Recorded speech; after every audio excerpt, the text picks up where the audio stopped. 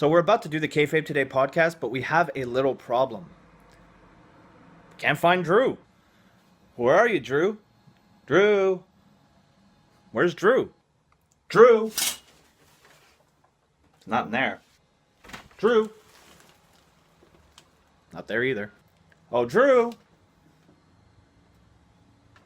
Oh, I didn't think he was in the fridge. I'm just hungry.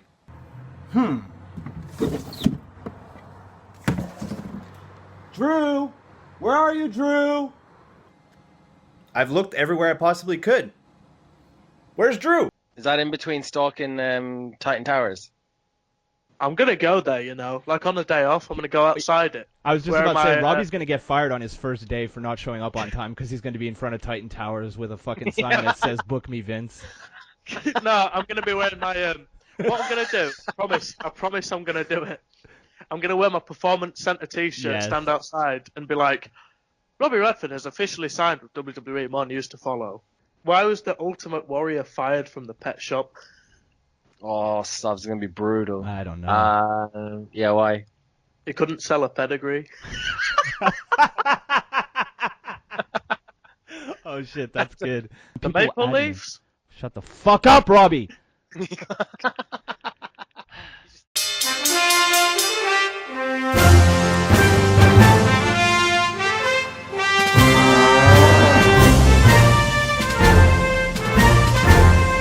Hello, everyone, and welcome to a brand new episode of the KAYFABE Today podcast. I am your host. My name is Eric. You can find me on Twitter at MTLBroski. I'm here, as usual, with my son, the fruit of my loins, Robbie Radford. Robbie! How you doing, bud? I'm here to chew ass and kick bubblegum. Oh, wait a minute. I'm good. Thanks. Chew ass. Oh, my God. Yeah, We're highbrow humor this week on the show. Now, we still can't find Drew. Go to my Twitter and watch my video. I look for him extensively. Couldn't find Drew anywhere. Actually, I think I might put that at the beginning, me looking for Drew, where he lost his smile. Drew has lost his smile, but we promise he'll be back one day to do a backflip off the top rope, and then he'll leave again. Same joke as last week. I'm tired. But instead of Drew, we got rid of the American. Got the hot tag. Got a hot tag here, all the way from Ireland. Got Nick Quinn from the Canvas Theory. Nick, how you doing, man? Welcome back to the Kayfabe Today podcast. Longtime fans might What's remember going on, you. boys? It's actually been about a year since I was on. Yeah, I Yeah. think so. Yeah, it was something like that. Howdy. And I can't. Were Yeah. you with me and Elliot, or were you with Ben? You and Elliot. Okay, Yep. yeah, that was a good Yeah, show. it That was was a just fun show. after China had passed, I remember. Oh wow, man, I smoked my memory away. I don't remember anything we talked about. I'm a freak with like dates and arenas and stuff. If you name a pay-per-view from 2000 to 2003, I could name the city. It was Wow. See, that's the one thing about, like, I'm always in awe of these wrestling fans. They're like, remember in 1986 in the main event in Detroit, Michigan? And I'm just like, no. Yeah. I barely I mean- remember the fucking match, let alone the time, the place, and the location. Oh, place and Yeah. location's the same thing. Fuck. It's I'm pretty freaky like that. Wrestling was my friend when I was young, and we connected. I think that's a common theme with all wrestling fans. Wrestling was all our friends because we didn't have anybody else. Yes, it didn't bully us. It didn't take our lunch money. It didn't judge. It was there for us. It didn't walk up to us and tell us, it's fake, right? Oh, I still get that. I get My that fucking- too all my- the my- time. yeah, my co-workers. Robbie, in fairness though, you're still in that age bracket. I'm in that age bracket now where I don't give a shit. And But it's my co-workers that do it, and like all my new co-workers as well. I'll be like, I make a bit of a living off wrestling and doing a bit here and there, doing some documentaries, and they're like, wrestling, is that the WWE stuff? And as soon as they ask that question, what like the follow-up question's going to be. So I go, nah, like deathmatch wrestling in Japan, just to completely avoid the subject. Yeah. It still triggers me. I embrace that conversation. I love it. I got Yeah, but someone like- there going the other day. I got someone there the other day, and they're big Game of Thrones fans, and I just was like, they're like, yeah, but it's fake, right? And I was like, oh yeah. I was like, you watch Game of Thrones, right? She's like, yeah. And I was like, dragons are real? I mean, it's a TV show. Wrestling's a TV show. I like that you didn't even say it was fake. You're like, so dragons are real. I like that. That's good. Yeah, you twist it back to them. You It's know, something that and we're you- always going to have to deal with, and there's always that one Yeah. dude that's going to be like, it's fake, right? And then the best thing I like to do is, Walking Dead is huge, right? And Yeah. now what I've started doing would be like, oh, you're one of those people who wrote a letter when Negan killed Glenn and Abraham, right? Because that was real. Like it's funny how one TV show, but I mean, the difference between wrestling and like The Walking Dead or Game of Thrones or any other TV is that no one ever pretended like Game of Thrones or The Walking Dead was real. Back in the day, a lot of people, I mean, like back in the day, we're like talking like 40 fucking years at this point. People thought wrestling was real. That's why you would have people back in the day jumping the barricade to help the babyface and try to shoot the heel or stab Jim Cornette or shit like that. I mean, I'm sure Somebody, some people don't need too many reasons to stab Jim Cornette. I personally love the guy. Somebody tried to jump the rail. Like an old woman tried to like get in the ring with James Drake like Stunt 2 or 3 Granny. weeks ago. Yeah, Have you guys like, ever seen that show? I think it was on Fox in like the late 90s where it was like wrestling's biggest secrets revealed. Yes. And then at one It's point on there was the stunt granny. Yeah, it is on YouTube. But yeah, there was the stunt granny. I rewatched that the other day. It was fucking great. Have you seen the bullshit TV show of when like there were bodyguards that were following like Austin Aries around when he was in Ring of Honor? Oh, and then, yes. had And a then Austin fight, Aries like- cold cocked some motherfucker. Yeah, Yeah. clocked him like for 6, and then And the guy was like lying on the ground. He's like, what happened? he went, "Oh, I respect him now. He hit me." Oh, that was so There's go on. Oh, no, go ahead, Nick. There's another argument that I like to counter when people say it's fake. Oh. And then they go, "It's fake, right?" And you go, "What? Oh, yeah. Really? It is? No, fuck, you got to be kidding, man. I mean, No, it's real, man. It's real. Hey, wrestling's fake. I don't know. Owen Hart's death looked pretty real to me. Jesus Christ. that's That was Jesus. But Robbie's been good. He hasn't made an Owen Hart joke in quite some time. So, kudos to you, Robbie. I'll give you that one. The Chris Benoit jokes are better. Oh no, no. Brutal. Oh man, Some of them every are time I just- see a picture of Chris Benoit, it takes my breath away. Take my breath away. Do do do. I could just see myself putting a picture of Chris Benoit up on the screen right now, zooming slowly towards him with that song playing in the Do background. do.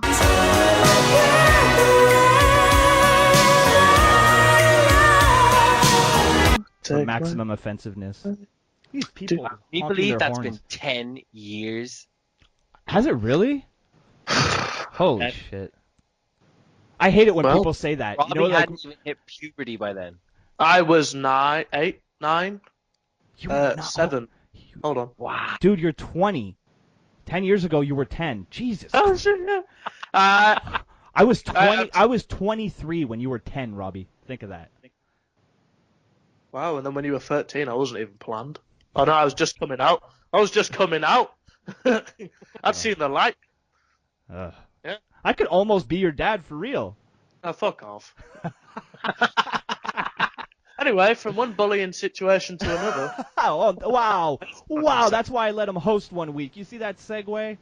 Damn, that's why I keep him on. Robbie, I'll give you that one. That was a pretty good segue. Wow. So as Robbie so eloquently put it, we got a little bullying story here. A little bit more has come out on the whole JBL Moro Ronaldo situation, and shock and awe, it looks like Vince McMahon was behind the entire thing. Some reports have been coming out that when Jerry the King Lawler was on commentary with Moro, Vince specifically told Lawler to start calling him MR, because back in Vince's day, when the dinosaurs roamed the earth, the biggest insult you could use on the playground was MR, which stood for mental retard. So it's a well-documented case. Moro Ronaldo does suffer from is bipolar disorder, right? Yes. Bipolar. Yep, bipolar. Part of me says yes, and part of me says no. Oh, Jesus Christ, Robbie. Did you have your bootios today? You're not booty. You're doing good. But yeah, so there was that. And then what really seemed to be the tipping point for good old Vinnie Mac was when Dave Meltzer, this was a fan poll, right?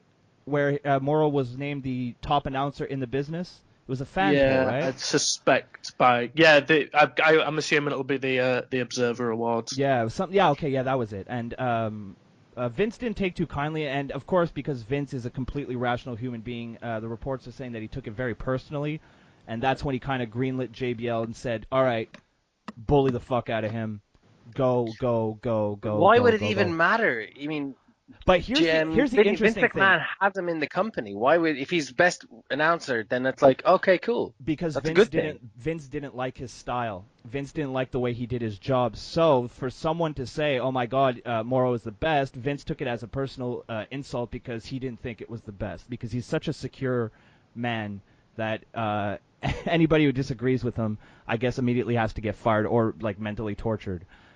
One thing that was very interesting is on I always forget this fucking show. Bring it to the table. The Rosenberg show. I always forget the name of that. I forget that as well. Yeah. On the show, JBL specifically said you should not retweet any award except a WWE award. Now, if that isn't a Vince McMahon line, I don't know what is. Yeah. I agree. I completely believe that Vince McMahon, before that show went on the air, said you gotta say this, and JBL just kind of followed suit. Now, does this excuse all of the stories of what like JBL did? No, JBL is a huge cunt. Especially, holy shit, I don't know if you guys heard about this, but there was reports where an unnamed WWE employee had a family member who was very sick and ailing, and they took some time off from the road. And then when they returned, JBL bullied them into crying. Now, recently, if you go and look back and you kind of do a little bit of investigation, it seems like that person was Lillian Garcia, whose father recently passed away of cancer. So JBL was bullying a poor woman whose father was dying of cancer. Fuck JBL. I know I'd still say it. I'd fight JBL. Oh yeah. I just like, at a man of his age, would he not have better things to be doing? Apparently not. But if I was JBL and I got to do the job he'd do, I just won't bully anybody. Like, there won't be a need. Maybe well, when let me play devil's advocate for JBL for a second. If your boss comes and tells you you have to do this, you have to bully this guy, would you do it then, Robbie? Because I completely believe where if Vince McMahon tells you to do something and you don't do it, you lose your job. Do you go into this mode where oh fuck, I don't want to lose my job, and you just do whatever he says regardless of your own personal ethics? I guess because he could rely on JBL being a bully now. Like, it'd be different if it was like, hey, Corey Graves. Yeah. Going. I think it'd be different then. Like, yeah, because JBL's been doing it for years now. Whilst Corey Graves, it's more of an on-screen. And just so the internet doesn't like misunderstand me, I'm just playing devil's advocate here. I'm not saying it's okay. I'm not saying that it's the right thing to do. You're just saying if you're put in a tight position. Yeah, exactly. Yeah, I get you. Yeah, I mean, it's fucked up. I guess some of for sure. Some of the stuff back in the day, I guess it's a little, on the road kind of, guys, boys will be boys. Yeah. But like making Lillian Garcia cry, I mean, that's just bang out of order. That's a cunt thing. That's a cunt thing to do, man. Holy shit. Yeah, it's one of like the worst, and especially because Lillian Garcia, one, she's tenured.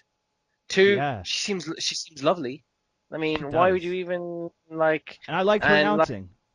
And three, it's just there isn't a three, but yeah, you get my point. Well, just on a human standpoint, you just don't fucking bully someone whose father is dying of cancer. Like, for fuck's sake. Well, you just don't bully someone in general. Yeah, you don't bully. Yeah. Well, I can't agree with that because I'm kind of a cyber bully on Twitter, but only to the people who attack me first. I'm the Robin Hood of Twitter. That's not a bully. You're against, you're defending yourself. Then I guess you Fight can put the it powers like that. that be. Fight the power. Sorry. Yeah. I was a bully to Robbie though. I blocked his ass. Yeah, but. And we then only do it to Robbie because we love him, and you do it because you're his dad. And then it stopped. I love it. That meme is fucking spreading, Robbie. Which meme? That I'm your dad. We should. Oh, I gotta get Drew to Photoshop. You ever see the cover of remember Step Brothers with Will Ferrell and I think it's John C. Reilly? We got a Photoshop where I'm Will Ferrell standing, holding putting my hands on your shoulder, and you're my little son. I'm very proud of you, Drew. We've got to do a Photoshop where you're Vince and you're photoshopping Robbie's face into Shane. Shane. Oh, that's a great idea. This is why we have Nick on the show. Holy Yeah, shit. I'm actually Googling a photo right now to see if I can find a real father-son vintage chain suit. That Why? picture that they used, Oh, that Vince broke why? that Vince broke the fucking. Remember, he had that picture of Shane, and then he threw it on the ground and stomped on it. It was like, In the WrestleMania build last year. yeah, That was last year. Or they could be the one where Robbie's face is in Panama City, Florida as Nitro. And you're Robbie, When he how don't could you like his betray me like stepdad. that? You don't like your new dad. Hello, father. I have a new company. It's going to war with. That is fucking I'll see brilliant. you. That's fucking brilliant. Oh man. Oh, but did I hear the word WrestleMania? Because that could bring us to our next little thing we want to talk about here. Nick, you were at Mania and you had some fucking amazing seats. I was like stuck to your Instagram during Mania weekend because you had some sick angles. Full disclosure, because I'm dying to know. How much were those tickets? So we got. I was with we got a package, the gold package. Oh, you got the gold? Yeah, and so we got upgraded. So we were pretty lucky.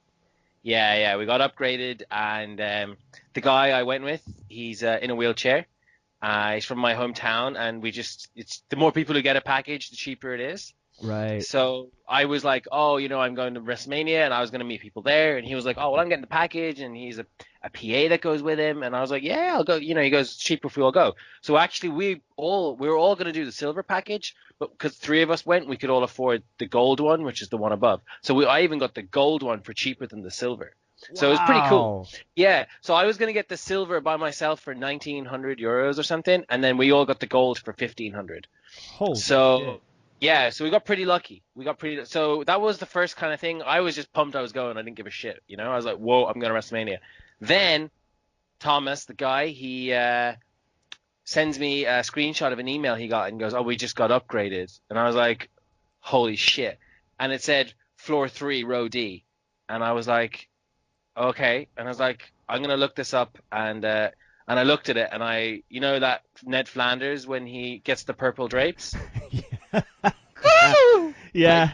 That's the noise I let out when I saw the seat. Yeah, because for those of you who don't know, he was basically when Brock. Oh wait, H and was it the Triple H Rollins match when they were like a meter away? Yeah, there was nothing. I could have touched one of them if I like moved out, and I could have hit one of them if I. Just for context, for our non-European listeners, 1,500 euros is $2,223.21 Canadian. So we looked up the tickets after. So that was the package. That package was 4 nights. It was Hall of Fame. It was NXT. It was Raw. It was Mania. So that's 1,500. Wait, so that was 1,500 for that, right? Right. The tickets that we got upgraded to, 4th row ringside, were $2,200 each. Wow. What was your hotel like? Yeah, hotel was great. Solid hotel. So did you go to NXT, WrestleMania, Raw, and Smack? You did everything? Yeah, and I did some indie shows as well. So, Hey, what did you do? Because that weekend was unreal. Yeah, so I did Evolve on the Thursday night. So that was good. So I got Keith Lee and Ricochet. That was pretty sweet. That was good. And then I did Progress midday at the Friday. So I did I did Progress Friday midday, and then I did Evolve at 4, and then I did Hall of Fame, and then Saturday. Holy shit. Friday was stacked. I was wrecked. Yeah, I was gonna say how long did you did you need a vacation after your vacation? Yeah, and I did. I took one. Nice. So that was Hall of Fame was nice and chill though. I mean, for the first while I was just relaxing, and then Kurt Angle came out and got a bit excited. But so that was kind of nice, And then Friday it was up. No, that was Friday. So then up early on Saturday, 8 o'clock to be at the Access. So it was at Access at 8 o'clock Saturday. Yeah, that's the one thing I'd really love to go to. Out of all the things around WrestleMania, I'd love to go to Access.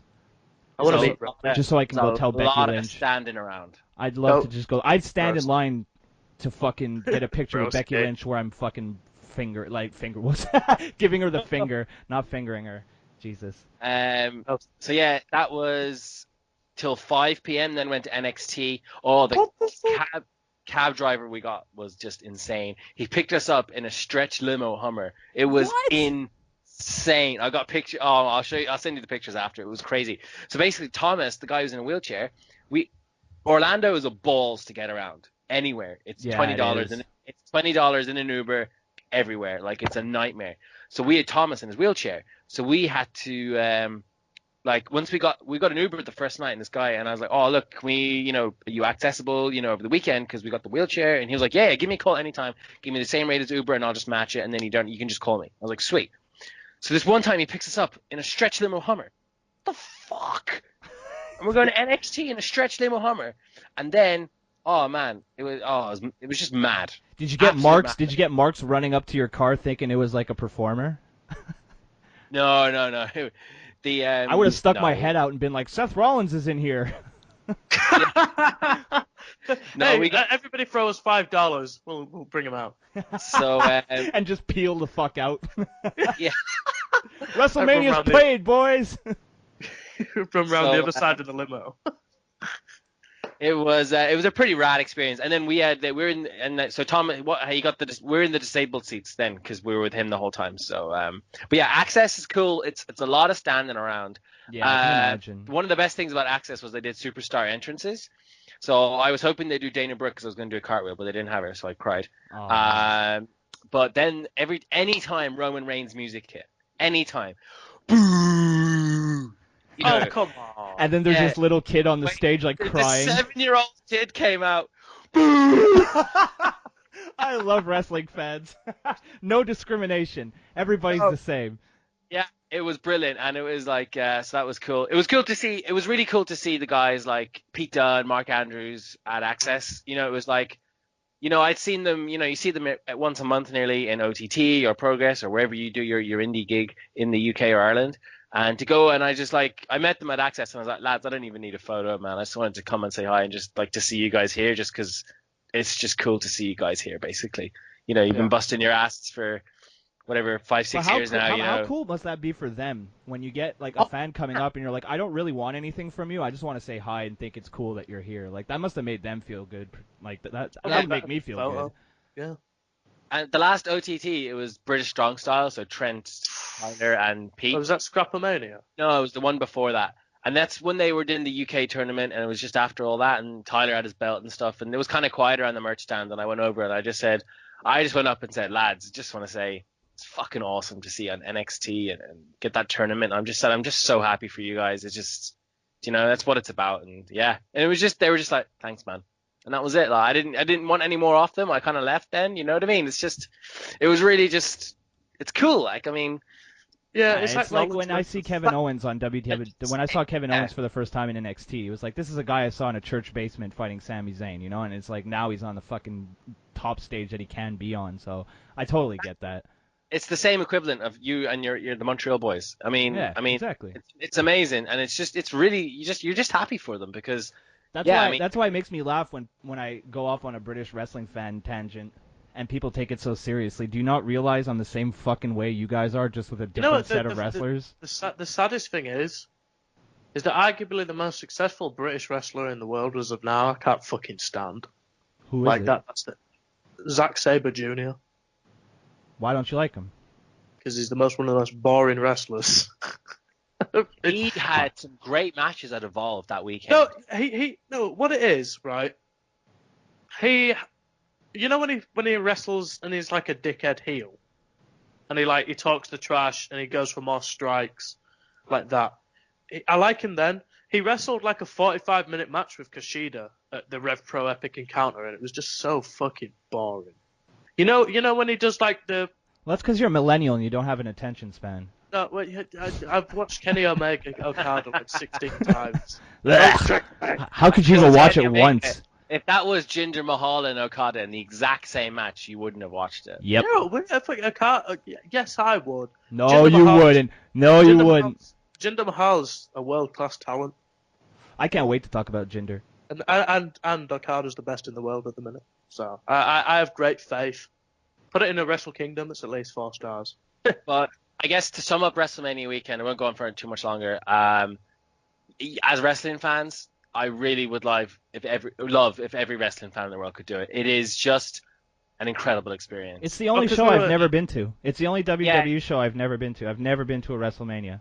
It's just, I mean, it's going to sound a bit corny and cliche, but like, just the rest of the world doesn't exist. There's no shit. You're not thinking about war or Trump or news or this or that. Everyone's just in our bubble. We're just having a good time, and everyone's just talking about wrestling, and there's no one being a dick. I didn't see any of it anyway. Do you know what I mean? Everyone's just, you know what I mean? And it was just, you'd love for every wrestling fan to get the chance to do it at least once. I was so lucky that we got those upgrades. I mean, it was crazy. That's a once in a lifetime fucking opportunity, like, you guys. Triple That's H's awesome. family was in front of me the entire night. Like, it was ridiculous. Oh wow, that's crazy. Shane's kids were like a stone's throw. I had better seats than Noel Foley. Good. Oh, good. Waste of oxygen. Good. It was a face. I took a photo. I put it on Twitter. I thought it was going to get more attention than it did. And I went, when you have better seats than Noel Foley. And I tried to get her behind me looking at it. So, but I don't think it was a very clear picture of her. And no one really paid attention. Was so there I got fucking like 7. idiot Mark face painting boyfriend there? So they were around our area. And Thomas got photos with them. And I was just like, yeah, I don't care. It was really funny. Why do people? Why do people encourage him? Why? Yeah, like Brock Lesnar guy, he's annoying. Oh God. I like when Chris Jericho's an all-time great for shutting him down on Twitter. Oh yeah, that was amazing. The show's not about you and shit like that. That was amazing. Shut up. That. But yeah, I don't like any of these like mega fans. Like, you ever see the guy with that blazer that's like airbrushed a bunch of stupid crap? all I can think of It's is like the guy. WWE's #1 fan on Twitter or something like that. All I can think of is that knobhead that stands. He wears the like neon green T-shirt with the white hat, and he's always front and center of the front row, and like he always just kind of leans over the rail. Oh right. A little bit. Yeah. I don't know. Yeah, you'll know which one I mean. There's a thing. I have a thing with like super fans. Like, we could argue that we're super fans because we're sitting here in the middle of an afternoon or an evening for you guys, talking about wrestling. But when I go to a wrestling show, I don't make the show about me. Sure, I'll toss out a few one-liners there, here and there, just because that's the way I am. But I'm not trying to get myself over. Like, that's just the way I am. We're just having a good time. Yeah, like, that's just, I'm a loud motherfucker when I go to wrestling shows. Yeah. Like, that's just the way I am. I remember at NXT, they came to Dublin last year, and it was when Buddy and Murphy had split up. Ooh. I know, Murphy and, was it Buddy? Blake. Yeah, Blake Buddy Murphy. Yeah, Blake and Murphy, yeah. And it was Blake, I think, who was in a singles match, and we were 4th row for that. It was super close. It was a house show, NXT, right? And I think Blake was there, and he was on the ring steps, and I just went, I thought you were Murphy the whole time. And he reacted like the best heel ever.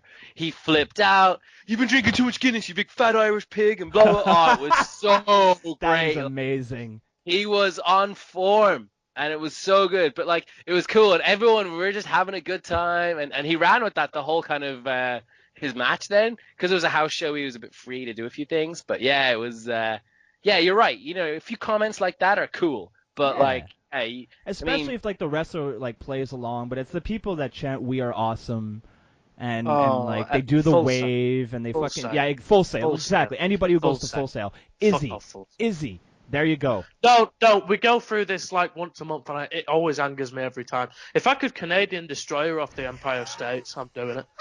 So we were at the Super Show in Orlando, and at the where Access is, in the Super Store, where all the merch is. Nick got a She was picture there with Izzy. her family. Yeah, I was just like, oh my god, there she is with her family, and she's like, I think she's outgrown it now. Bailey's on the main roster. It's done. I mean, I think honestly, WWE comps her tickets and flies her there now because she's over, so to say. But maybe people stop giving a fuck about her when people stop giving a fuck about Bailey. Yeah, exactly. One got to the main roster, and everyone was like, right, fuck off now. Since we're on the topic, it's actually kind of a good segue still with the WrestleMania weekend theme. The Raw Monday night. So it's a crazy crowd. Every year it is. And yeah, of course, there's going to be shit going on. Honestly, though, when you're in the arena, you're not disrespecting the wrestlers. It's going to look it and seem it maybe on TV, when you're there. But it's infectious and everyone's just having a good time, and it's not a disrespect thing. It's just everyone Dude, having a fucking I completely understand that. Like whenever there's a wrestling event or an outdoor event, or like in the summer there's the Jazz Fest and the Montreal's Just for Laughs and shit like that. And no matter where you are, if there's a large group of people that get together, there's going to be an Ole chant that breaks out. Because that's what we chant at the Bell Center for the Habs. You know, the Ole, Ole, Ole, Ole that we stole from the French soccer team. And you get it from Sami Zayn as well. Yeah, exactly. So I hate that fucking chant. I can't stand it. Last time I went to a WWE show, that chant broke out, and I was there with everybody else because you get there, and it's like, you know what, fucking, I just want to have a good time. This is what they're chanting. I'm going to chant along. I think the big one at this year's Mania was Mustafa Ali and Neville were in a match, and the Beach Ball Mania was going on.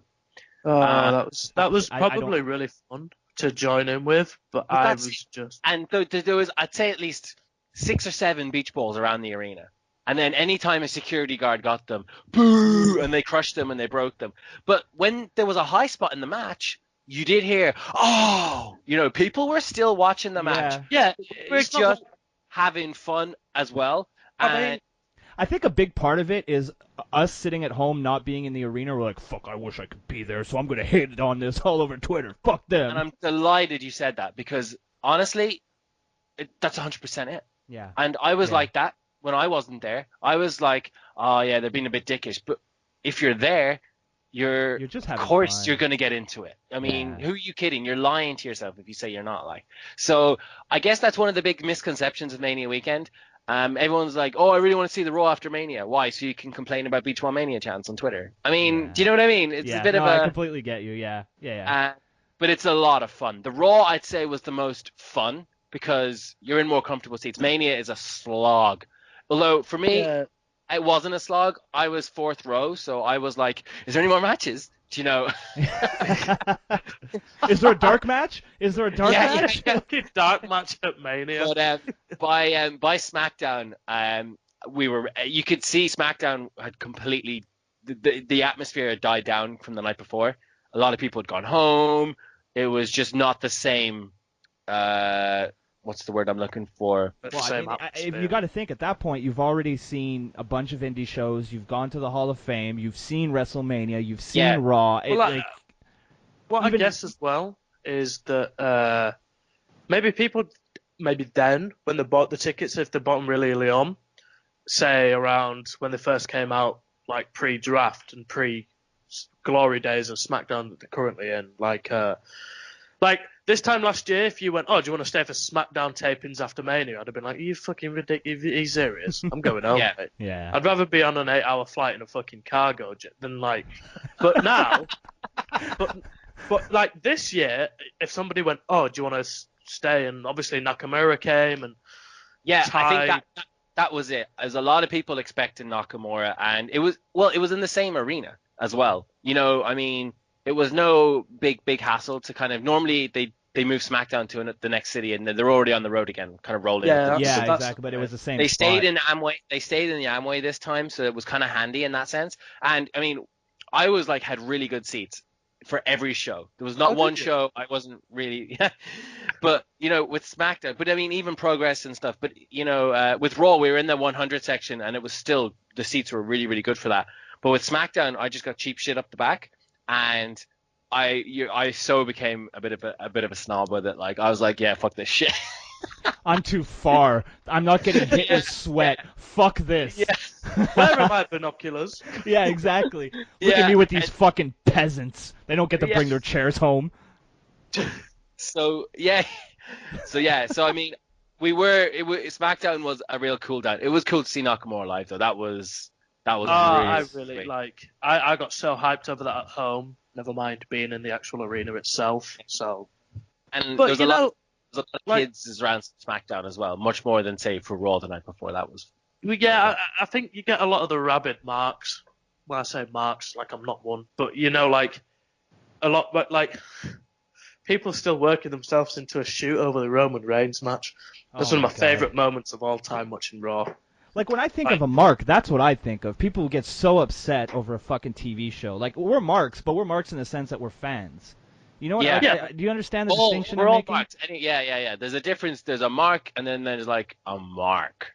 Yeah, Yeah, exactly. just like a mark that analyzes it, enjoys it, and like talks about things openly, listens and values to other people's opinions.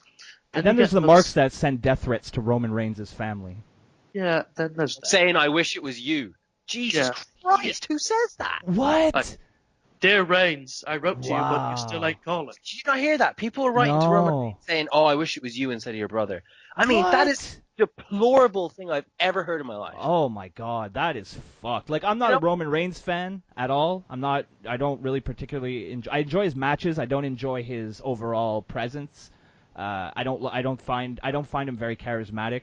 Off WWE TV, sure. I do like singing his songs. He's a better wrestler than a lot of people would give credit for. Yeah, I mean, 100%. I think he's a better wrestler than, say, maybe John Cena was at John Cena's stage of his career. Yeah, he's a better wrestler than probably about 90% of the roster. Yeah, I mean, but I would never fucking dream of going on Twitter, and even if anybody really, I would never dream of saying like fucking kill yourself. I know that's the cool meme for the kids these days. Yeah, I say that a lot passively, like. Yeah, but do you say it to people? Do you say it to people that you're arguing with, or do you say it to friends? No, I used to tell my best friend to get cancer. For instance, like my friend will drop a plate and I go, "Oh, kill yourself." Oh yeah, that's between friends. Like that's between buddies. I'm talking about these people who like go into YouTube fucking comments and are telling people to kill themselves over opinions. No. Like I would never dream of doing that. You got better things to do with your time than that. Yeah, like make Twitter videos. Yeah. But yeah, no, it's you get addicted. I'm going next year. I can't not now. Do you know what I mean? Right, okay. You know, next year is Nolans, right? Yeah, and the thing is, because Orlando is such a nightmare to navigate around, and you have to like get cabs everywhere. New Orleans, everything's tight and close. Like so, if we had a big enough venue, Montreal would be fucking perfect for WrestleMania. I'd love. Yes. Because Montreal is like the New Orleans of Canada. Kind of like it's that culture, right? Dude, it's got like there's the main street in Montreal is called St. Catharines. It's the street I live off of. And dude, you want bars? There's bars every 2 buildings. You want strip clubs? There's strip clubs every 3 buildings. You want dope? You go to Barrie UQAM. You get some dope. Try not to get screwed over though.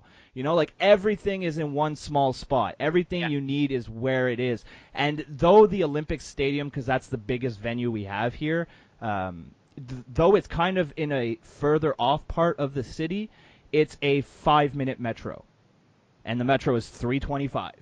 Is that an indoor area? Metro is like a tube. Or no, a subway. The stadium. Is the stadium an indoor arena? Yeah, it is. Yeah. What's it called?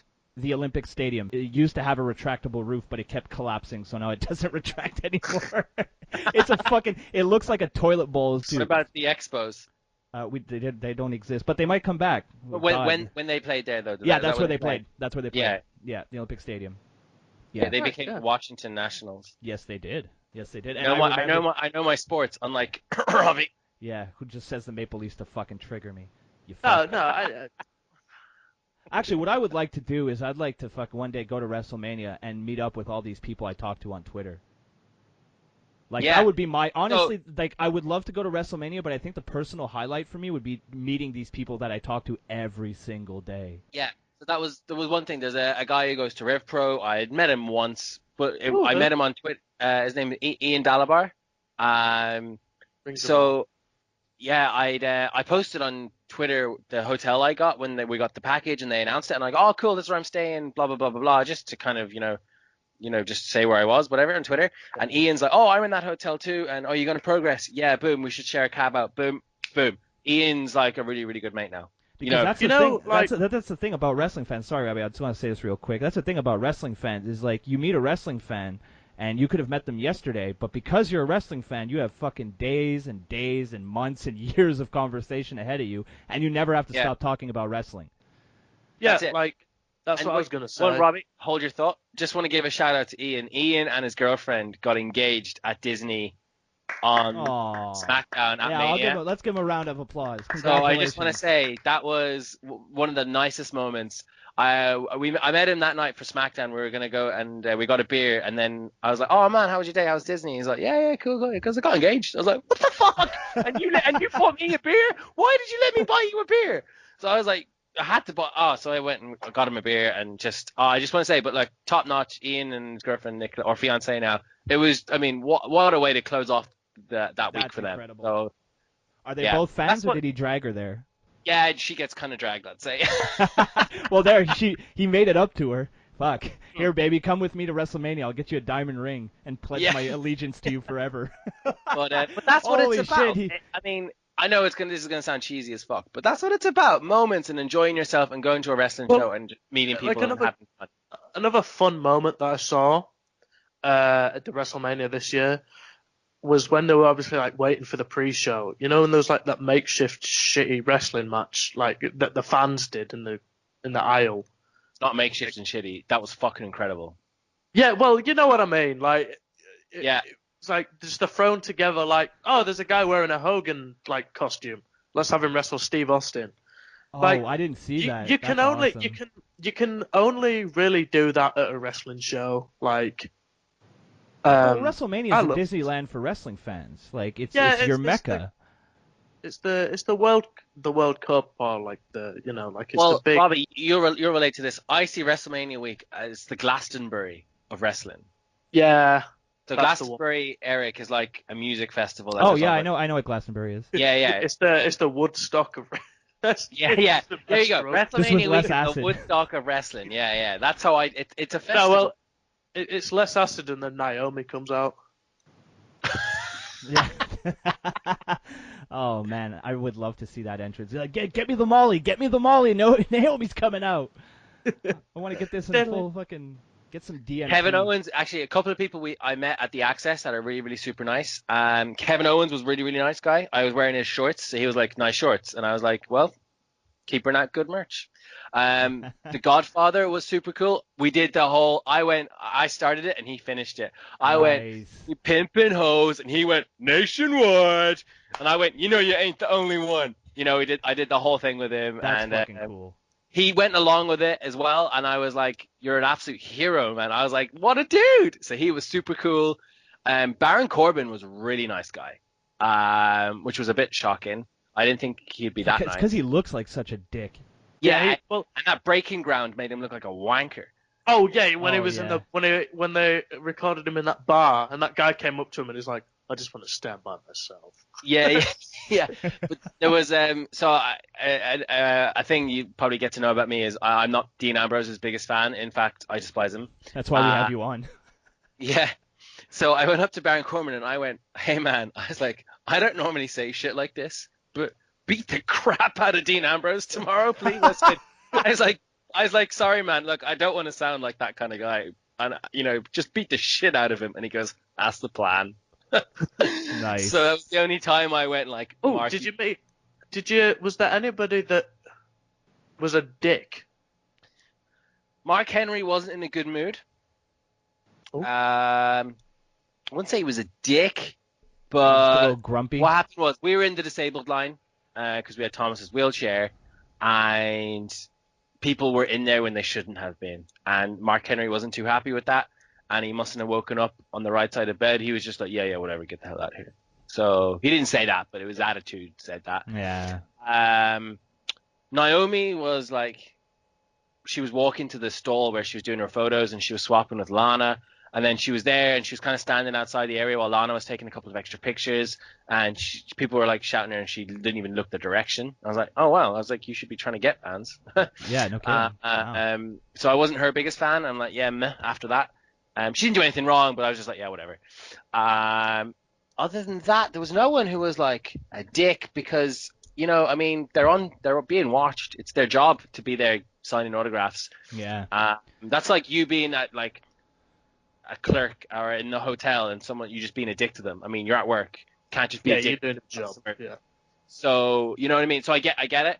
But like, Sami Zayn, super cool. Oh, Sammy is one of the nicest fucking human beings you could ever meet. Like, even back in the day when they were wrestling for no money, like, they would stand, like, I remember having a conversation, well, not me, but my dad, because my dad was always really into, like, talking to the wrestlers, and he would just, like, okay, we're going to go wait in the back, and then he would just stand there and talk with them, because my dad used to train, like, when he was younger, and I remember my dad, like, just talking to Sami Zayn for, like, a good 45 minutes, just shooting the shit about old wrestling in Montreal. Like, it was such a nice guy. Like, he obviously had somewhere to go, but at the same time, he was like, you know what, I'm just gonna stand here and talk with this dude.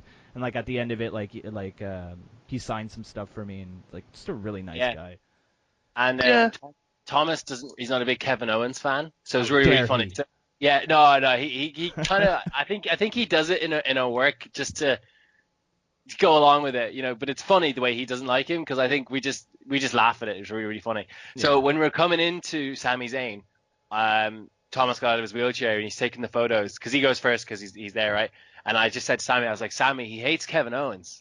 And Sami Zayn was like, yeah? And he just fucking loved it and ran with it, and they were bitching about Kevin Owens. And then he met Kevin Owens. About 10 minutes later, we did Kevin Owens next.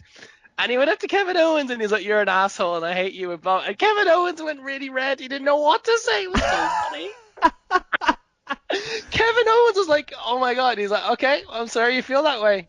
Can you go on now and I'll get the next photo, please? This is really uncomfortable, sir. He was super uncomfortable. It was That's the funniest so funny. thing in the whole world. That's so funny. You know, and it was the thing, because like Thomas, he's got cerebral palsy. Like, I mean, Kevin Owens, he couldn't say anything back to him, and No, he was of like, course not. it was just really, really funny. And Kevin Owens, I think, dealt with it. He was just to see Kevin Owens look so awkward. I've never seen him look like that ever. Well, just with his character. Well, that's the thing. It's funny because if you meet him in real life, he's nothing like he is on TV. Oh, he's like the nicest guy. He's the nicest guy ever. Yeah. And other than that, I'm trying to think. I met Charlotte. I'm pretty. So I'm big on Charlotte. Heavens. Good heavens. Summer Rae, lovely, very nice. You know what? She's nice, but her voice after a while starts to really grate on me. Oh yeah. A lot. Who else was there? Charlotte as well. For someone who plays a bitch on television, very nice. Yeah, I bet she's a sweetheart. She was really, really nice. Yeah, I wasn't sure. You know, I have a big crush on her, so I was like, she was like the only one I was like nervous meeting. I was like, oh my God, I'm gonna meet her in a minute. Like, oh my God, like a minute. Is she taller than you as well? She was wearing heels and stuff, so you can't really tell. Oh, fuck that. Like, yeah, she was dressed up like nice. Do you know what I mean? They were wearing like real clothes and stuff. So. They didn't come out in their gear. Fuck that. Oh. Right. Cesaro was also really, really cool. He was really, really cool. I'm bald and beard, so I told him that, and he was like, "Embrace it, bro. We got to stick together, our balds and our beards."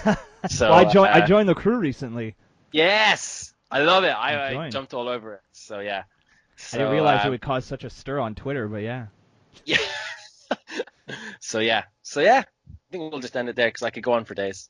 It sounds like you had a pretty goddamn good time, man. It was amazing, guy. Yeah, and and then I went to Miami and stayed with my friend before and after. So, I needed that vacation after. And then I watched Raw like last week. Oof. And then I got the fucking WrestleMania blues.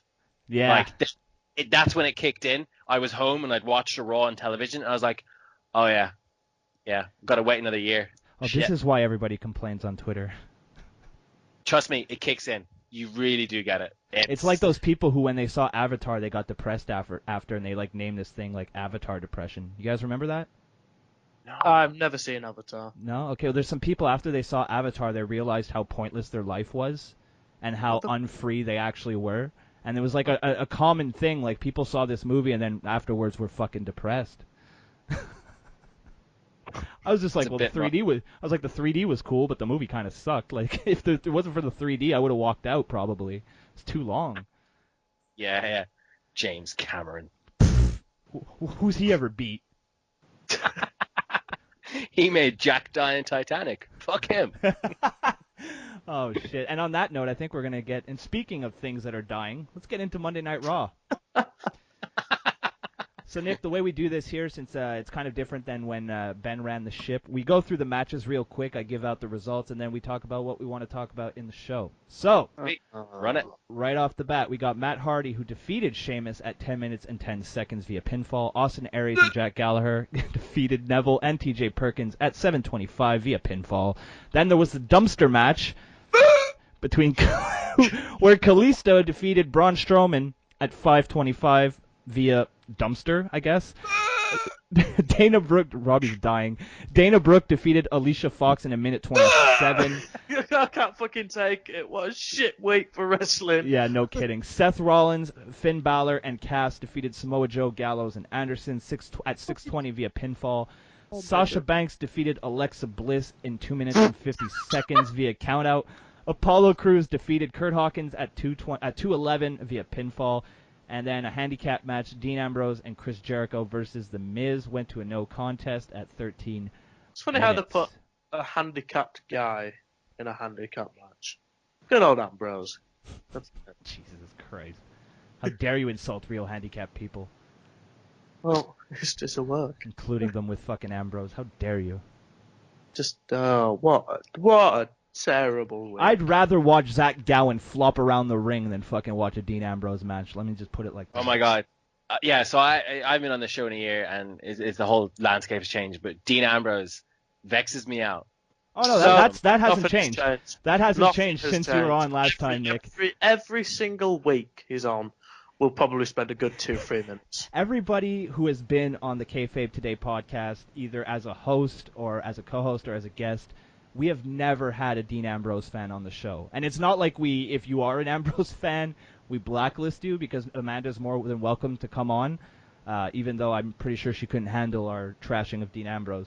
But it just so happens that every single time we have somebody on the show as a guest, or like when I brought Robbie on and when me and Drew decided to keep going, none of us like Ambrose, and no one has ever liked Ambrose. It's like one of the proudest KayFabe Today traditions. We're so anti-Ambrose.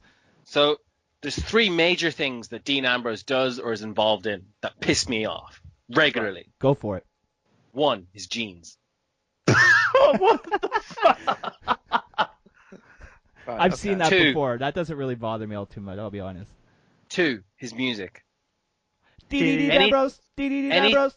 Anytime I hear, I go, oh, fuck! And thirdly, which I think one major thing he could like directly control week to week, his finisher. Oh, that's awesome. It's I'm awful. more offended by his suicide dives.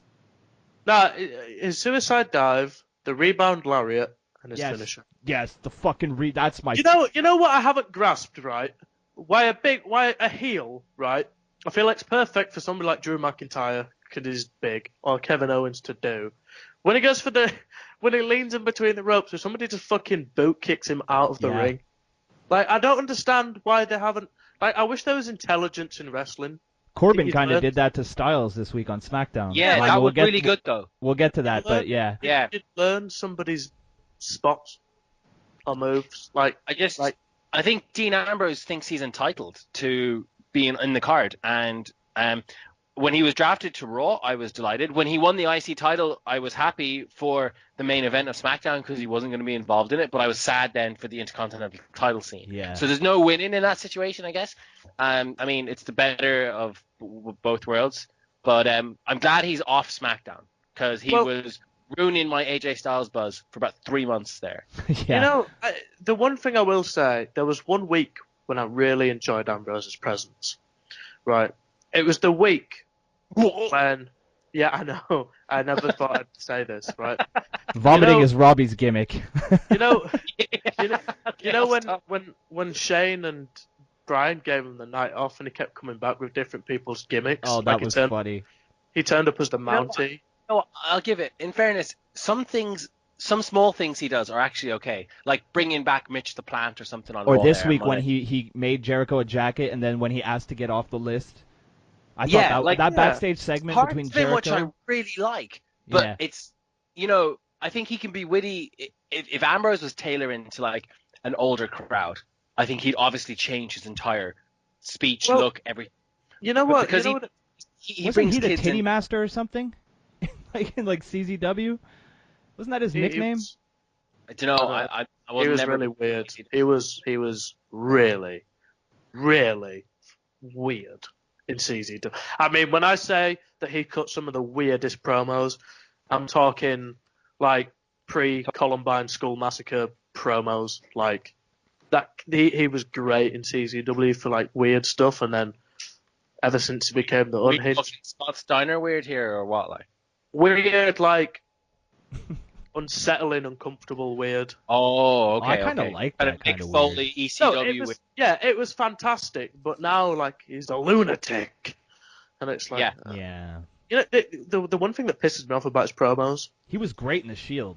He was He was great in the Shield when he played like the Pitbull, but like the thing is that annoys me about him now.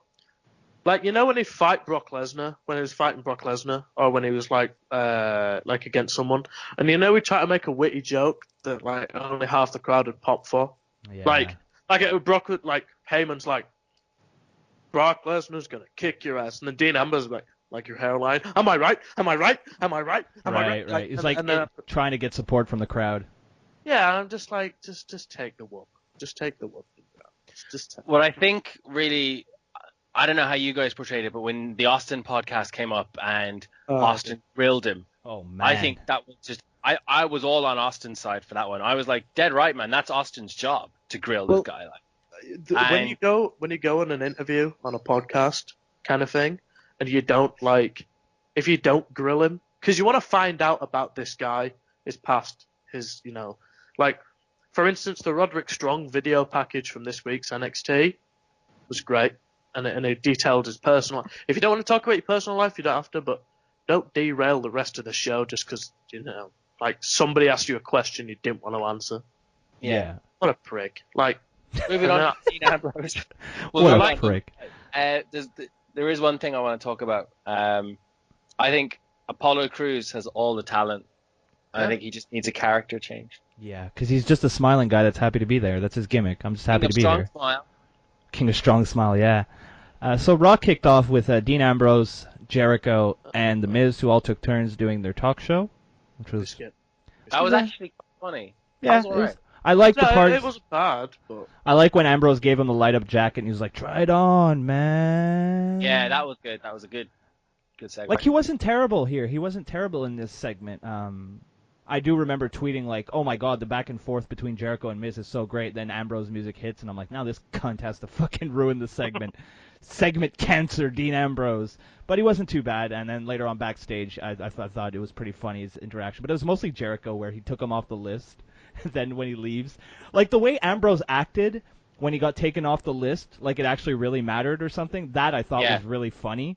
And it makes the list credible. Yeah, then to see Jericho, like, I love how they can put over the list, but they can't find a way to put over actual talent. That's a sad state of affairs. Inanimate. Mitch is more over than fucking the CWC. The list is more over than NXT. They were selling lists at WrestleMania weekend. Of course they were. It's a fucking clipboard, man. Of course they're gonna. Dude, I'd buy one. I don't care. Dude, I bought a box of Bootios, for fuck's sake. I don't even wear the T-shirt. I just bought it because I wanted the box. Does it taste good? No, not the cereal. Like, you know, when they were selling, it's Lucky. From what I've heard, the cereal is Lucky Charms. So yes, it's good. Lucky Charms is the best. I got the one when it came with the T-shirt. But I wanted the box. I wanted the box more than the T-shirt. Paid $10 for that fucking box. But I used it in 2 Raw reaction videos, so you know, paid for itself, I guess. Yeah. Then we had a decent match between Sheamus and Matt Hardy. Which, have you guys heard the news about the Hardys? WWE is looking to close that deal with Anthem to use the broken gimmick. And then, after SummerSlam, it's rumored that even though we had a superstar shakeup, we're going to get another draft. And it's basically going to be a trade. AJ Styles is going to go over to Raw. Jeff Hardy is going to go over to SmackDown. And at that point, Matt will turn into the broken character. Now, there have been some rumors as well that Sheamus, if they can get this deal done, like WWE wants this deal done by this week, like by tomorrow they want it done, right? If they can get it done, there is a rumor going around that Sheamus and Cesaro will win on Sunday. They'll win the titles from the Hardy Boys, and we could be seeing broken Matt Hardy as early as Monday Night Raw this coming week. I hope he gets broken because he loses the belt. Yes, that's exactly. Yeah. I hope Jeff eats the pin, and it just, like, the 7 deities come back to Matt. Because have you seen his Twitter account? It's amazing. Like, after he won the title, He was like, this championship gold has silenced my condition. Like, it's so good. He's so good. Matt Hardy. I would like if he just didn't turn. I'd like if they built it up maybe for at least a week, like him, like or he starts acting weird. Yeah, like slow build. Don't go full broken. Yeah, break exactly. him a little. Give us a tip. Tease us. Like have him stop doing the V1. Just have him do the delete. Very, very subtle things at the beginning. That'd be amazing. Yeah, I can't wait. I can't wait. I would even be willingly teased for a month to just work it all out. Because if you just turn him, then it's a bit obvious. We got the rights, so we just did it. And you kind of waste that opportunity. There's no rush. Yeah. Let it get out that you got the gimmick, and then don't use it for a month. Yeah, that would, and you know what? That would piss everyone on the internet Start off. making people doubt themselves. Well, I guess they just bought it, so the blah blah blah, and like, oh god, they're never gonna use it. They're never gonna use it. And then one time, fucking Raw comes on the air. There's a piano on stage. Rebby Sky comes out, starts playing the song, and the place will fucking explode. You know what would really piss people off as well? What's that? If like Matt Hardy comes out or something and he starts talking broken, like for like 2 sentences. Yeah. Then Jeff comes out and goes, snap out of it, and then just goes back to Matt Hardy and nobody ever speaks of it ever again. And that's it? Oh, they never my turn? God, that would be amazing. Or like they give him some like fucking like medication and they go, get back on your meds. No. Being on the meds is not good for either Hardy. Oh shit, yeah, that's true. Jeff swapped it out for a big bag of coke or something pre-show. Like, that would be, like, snap out of it. Oh, you're right. Well, version 3. And that's it. Nobody ever speaks of it. Well, we know that's not going to happen. There's too much money on the table for that to happen. I don't think Maxwell's going to be around because that would be too weird. Because you get them proper like WWE nonsense. Yeah, WWE not going to let. But I cannot wait to see the compound WWE style. Yeah. You know what? I'm really. You know what's going to be funny? Speaking of like weird shit, and we'll get to it more detail. But the fucking House of Horrors match, I just can't help but bring it back to the final deletion. Like, but yeah, that. If they did a thing like the New Day, remember when New Day went after the Wyatt family? That wasn't that bad, you know. I thought that was fucking awesome, dude. Yeah. I kept like I was so annoyed by people like, oh, they're just copying the Hardys. So what? It was fucking dope. You never see anything like that, and there was like tension. Yeah, it was different. There was tension. Yeah. There was a dark mood. It was fucking awesome. I loved that segment. I just couldn't help but feel like any minute the Ku Klux Klan were gonna come out. Well, that's the thing, man. That's the thing. The Wyatts are a cult-like figure, right? Well, yeah. And like they're a bunch of white dudes beating up a bunch of black dudes in the forest. I didn't even think of that. Oops. Oh, this got uncomfortable. Can you not imagine, like? But no, at the end of that segment, when all the fucking lanterns came up and the New Day just ran away, that was fucking brilliant. And then they went absolutely nowhere with it. Remember the interaction between Woods and Wyatt? That went nowhere, but that was brilliant. Yep.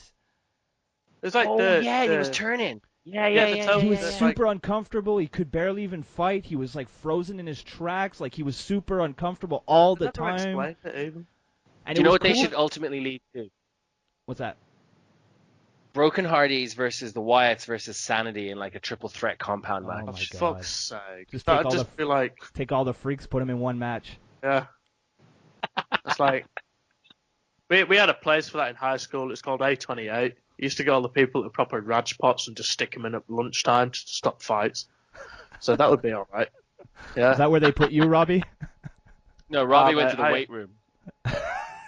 Robbie, to be honest, we used to play I just bully people playing football. Robbie went to sewing class so he could learn how to carefully unstitch sleeves from his shirts.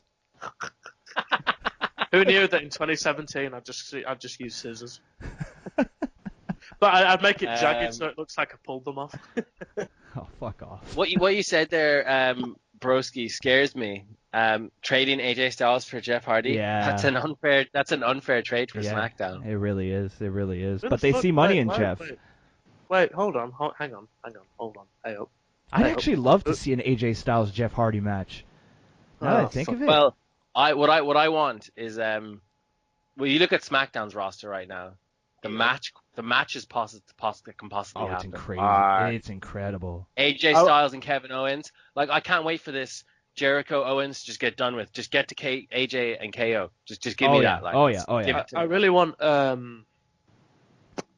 Corbin versus what's his name? Nakamura. Yeah. I can't wait for AJ Nakamura WWE because they're gonna want to do New Japan. It's something that the WWE would be ridiculous if they never did, but I just can't see it living up to how it was at Wrestle Kingdom. Like, I don't think Nakamura's ever gonna have a great match again, unless it's with Styles, and even then, I don't know. No, I disagree. Yeah, I think he's gonna be. Yeah, I think he's gonna have some absolutely screaming matches. Yeah, but like Nakamura and Sami Zayn. That was great, but I just. Oh, that match was so good. Holy, that was match of that WrestleMania weekend. I feel like he has to. He obviously his body's completely, for lack of a better term, broken. But he, do you think so? After taking, I guess, essentially a year off in NXT. But I'm really bored of Nakamura. Like, and it's an unpopular opinion, I know, but nothing he does excites me. Like the way he used to do in. I'm gonna sound like a mark, but the way he used to do in Japan, like it just doesn't excite. I like his. Oh, Robbie, nobody watches your Jap Graps. No, but like. I'm just kidding. Nothing he does like it's like his promo. Obviously, he can't help the promo work, but like his English is a lot better than it was when he first got to NXT. I thoroughly enjoyed that on SmackDown. Yeah, jackass, because he does the stereotypical Asian thing where he pronounces L's as R's. I was like, "Hello, my name Nakamura." I love it though. It's different. I love it. It's so good. It's so good. And he should probably take his mouth guard out because that shit's hard to talk with. Yeah. Why are you wearing it to a promo exactly? No? Is that how you do things in Japan? But I loved how. Oh, we'll get that. Let's just get through Raw. Let's get through Raw so we can talk about SmackDown. Yeah, just fuck there's only really one thing I want to talk about. What else? Okay, the dumpster match. That's fuck the cruiserweights. Nobody cares about the cruiserweights. It's a failed project. All right, the dumpster match. What do you guys have to say about this? They did what I asked them to do. Somebody made a trash pun, so I was happy. I was gonna say it was the booking was as trash as haha. Shades of match do you mean Strowman not winning? No, it's not that I'm bothered about. It's Strowman not winning and then fucking destroying him after the match. Oh no, I have a problem with the New Age Outlaws did that first and they did it way better. Like the stage is what, like a 2-foot drop? Yeah, and there was looks padding. So goofy. There was padding in the thing. There was padding in the trash thing. I don't know what you fucking call it, but there was padding in that, dumpster? and then there was padding. It's a dumpster. I suppose that's why it's called a dumpster match, Robbie. I'm tired. You know, in a triple threat match, there's 3 people in the ring. Yeah, true. Bullying. I'm bullying Robbie. You fucking MR. It's time to go quit. But like, you're a big MR. You big MR. Don't retweet anything but the KAYFABE Today tweets. You fucking MR. Muscle rounds? No. How dare you? No. Who are those marks? Muscle rounds. I love it. Who are those marks that retweet PW? What were they called? Those fucking. PW Universe. PW jackoffs. Go fuck yourselves. I don't have to fix my teeth. My teeth are beautiful. Oh, those guys get like 100 retweets for like saying something simple. Oh, they're such fucking. No, that's impossible. They only have like. No. That's Pro Wrestling Mag. Oh, like, yeah, no. It's that's PW something. Anyway, sorry, I didn't mean to bring Twitter hate to the show. It just looked so fucking stupid. Like, it did. It really did. I guess the booking made sense in the sense that he lost, he gets angry, so he goes bananas and beats. But what's the point? Like, to show off he's a monster. Yeah. There's a better way to show off a monster than beating a guy who's shorter than most of the people attending the fucking show. Yeah, like, I will say one thing. Kalisto's look and new entrance music was fucking great. I like it. It was awesome. Like, when's Kalisto going to 205 Live? When they decide. Well, I bet he's got a bit of weight to drop first. Probably. Maybe only like 1 or 2 pounds. But Well, it is wrestling. They can just say coming in Yeah, at I suppose 205 that- pounds. I mean, coming in it's at not- 204.9 pounds. It's not Khalees. UFC, so yeah. But like, yeah, it was. If it was me booking it, well, I wouldn't have had a fucking dumpster match in the first place. But What would you have done, Robbie? I would. There Robbie was no would've contest from the beginning. Robbie would have canceled Raw outright months ago. Oh, you want Ambrose? Fuck it. Let's go back to. And I get why they did the dumpster match, because it was so easy for him to kind of lose that. He just got a kick and he just kind of put his feet in there. You know, obviously, like way back when New Age Outlaws did it right, you had to close the lid. I remember Dudley Boy's King of the Ring 2000. They had to close the lid, and like one time I think X-Pac even stuck out the side, and Dudley thought they'd won, but X-Pac was at the side. You know, it was a whole. Yeah, you're right. They should have done something different for the dumpster. They should have just had him like get disqualified or something, and then just go bananas. Should have had a green card on a pole match. Jesus Christ. He's from Chicago. Donald Trump's a special guest referee. It'd be Like, you. Kalisto wins and he goes, wrong. And he was like, I can't believe Braun Strowman lost. Sad. Oh, Kalisto won. Fake news. But I actually think Braun Strowman versus Roman Reigns versus Brock Lesnar, when it happens, is going to be shit hot. Hey, if they ever make that triple threat, I'm SummerSlam main event. It's going to be 100%. I'm going to be there at SummerSlam. So if that happens, a triple threat. Have you got tickets yet, Robbie?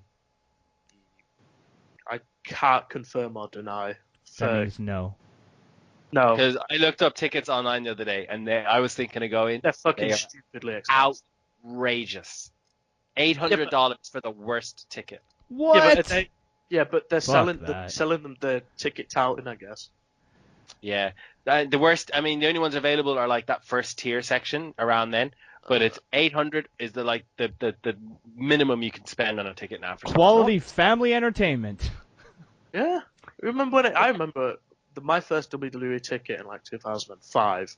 I know I'm young, but my first WWE ticket in 2005 was like £16, and that Dude, was the like show I went to a couple of weeks ago, yeah, it was a house show, so whatever, but $40.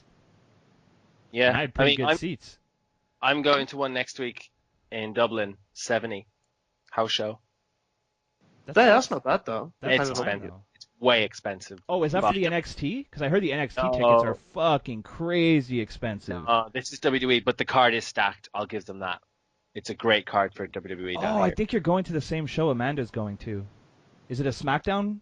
No, I've got Raw. Okay. Who do I have? I'll just list it's a Raw card, and since we're still on Raw, it is relevant. Let me see. Let me bring it up quickly. I was pleasantly surprised about how good this card was for a house show. So we have Roman Reigns, Braun Strowman, Seth Rollins, Samoa Joe, Finn Balor, Bray Wyatt, Dean Ambrose versus The Miz, Hardys versus Enzo and Cass versus Sheamus and Cesaro versus Gallows and Anderson, Bayley versus Mickey versus Sasha versus Nia versus Emma versus Alexa, and then we have Jordan Devlin versus Tucker. Fuck that. Toilet break. For a house show, I mean, obviously the matches aren't going to have the same. I thought you concept. actually had to go to the bathroom. Like, that's so aggressive for just asking us to take a break. Speaking of that, just to double back to the WrestleMania. So, okay, you know when everyone is watching WrestleMania and it's 7 hours and you get like Pitbull doing his little concert thing? Yeah. That's the piss break for the people in the arena because Yeah. we're burst. Yeah, no kidding. So, yeah. Especially so, I mean, if you drink. Holy fuck. yeah, and you're watching it on TV and obviously people are going to be bitching and moaning because it's a pot of shit. But really, because you're holding in because you don't want to miss any of the show, it's really a piss break. But then the queue was so long, I went during the women's SmackDown match. Good Yeah, man. just wanted to- break. It was, Yeah. you didn't miss anything. It was a big piss break. Yeah. No, I even got back because it was the line. There was no line. Because during Pitbull, the line was like ridiculous. I love I love wrestling fans. Oh, this isn't wrestling related? Fuck you. So yeah, I just wanted to kind of just put that out there. So I get it now when you're pissed off at home because you're watching some shitty Pitbull thing. See, I don't mind that. I made food. And- I made Yeah, food. we used it as a piss break at the bar that I watched it in. So Yeah. Because I I mean, get you're why they do waiting it. for 7 hours, and you know what I mean. It's a long struggle in there. So just yeah. Anyway, sorry, I just wanted to throw that out there. I forgot. Cool. Sorry Hey, about that. yeah, well, you make a good point in that I would rather, and this is not me trying to piss anybody off.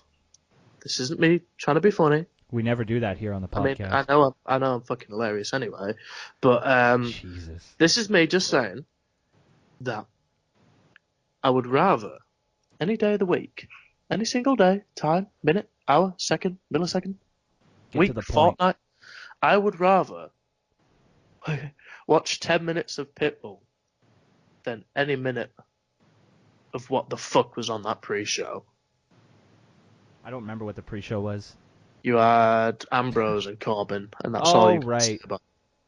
And the was- cruiserweight match, which Cruiserweight match was great. Yeah, the cruiserweight match was decent. It was better. I saw that match a couple days before in Montreal. That was our cruiserweight match for the house show. They cool. did a better job, in my opinion. Maybe it's because I was there. That always plays a factor. But I found to be more entertained by the match that I saw in Montreal in front of like 16,000 people than the match they put on at WrestleMania. They were, yeah. which is being first out's tough too. Well, it depends how it holds up, I guess, as well. Well, the It thing was- I is thought it that like, Yeah. I mean, that's not really fair comparing something I saw live to comparing something I'm watching on my TV. But I mean, if I go from the pure wrestling standpoint, just like the match standpoint, I enjoyed watching it live more than I did. Like, I guess that sounds pretty fucking obvious. But the things they did in the match at the house show were more interesting to me than that WrestleMania. Of course, full disclosure, I did see it 4 days before, so maybe I was just like, oh, cool, this match again. Like, Yeah, you know? like I wouldn't want to watch Sami Zayn, Kevin. You know how they do that every week now? Well, they did for a bit, even though it was after the last match ever. Yeah. That's how I feel about watching the same thing twice. Oh, but that match they had at the house show here, where it was Owens versus Sami Zayn, and it's great. You think the 50-50 booking is just fucking for TV? Oh no, sir. 3 years ago when they came, house show, the main event was Kevin Owens, Sami Zayn, Dean Ambrose. Kevin Owens went over. Then you fast forward to this house show, tables match, 3 table bumps. It was sick. And then Sami Zayn picked up his win. And then, in the most pandering thing I've ever seen, wrapped himself up in the Quebec flag. That got a massive pop. Massive pop. It was insane. Yeah. Insane. It was insane, Hey, if you will.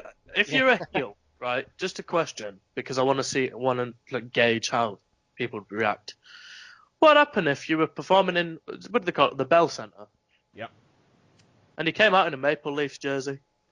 You'd get booed out the fucking... It'd be over. It'd be over. So if you hear, Durden, Roman Reigns... Oh my, and he Roman comes Reigns, out in a fucking Leafs jersey? He's not walking out. Oh my god, that would be amazing. He's not walking out. He's not walking out. Some crazy motherfucker will take him out. Go Abs, go Tabarnak, and fucking drop from the sky. And Go fucking Habs, take him go. out.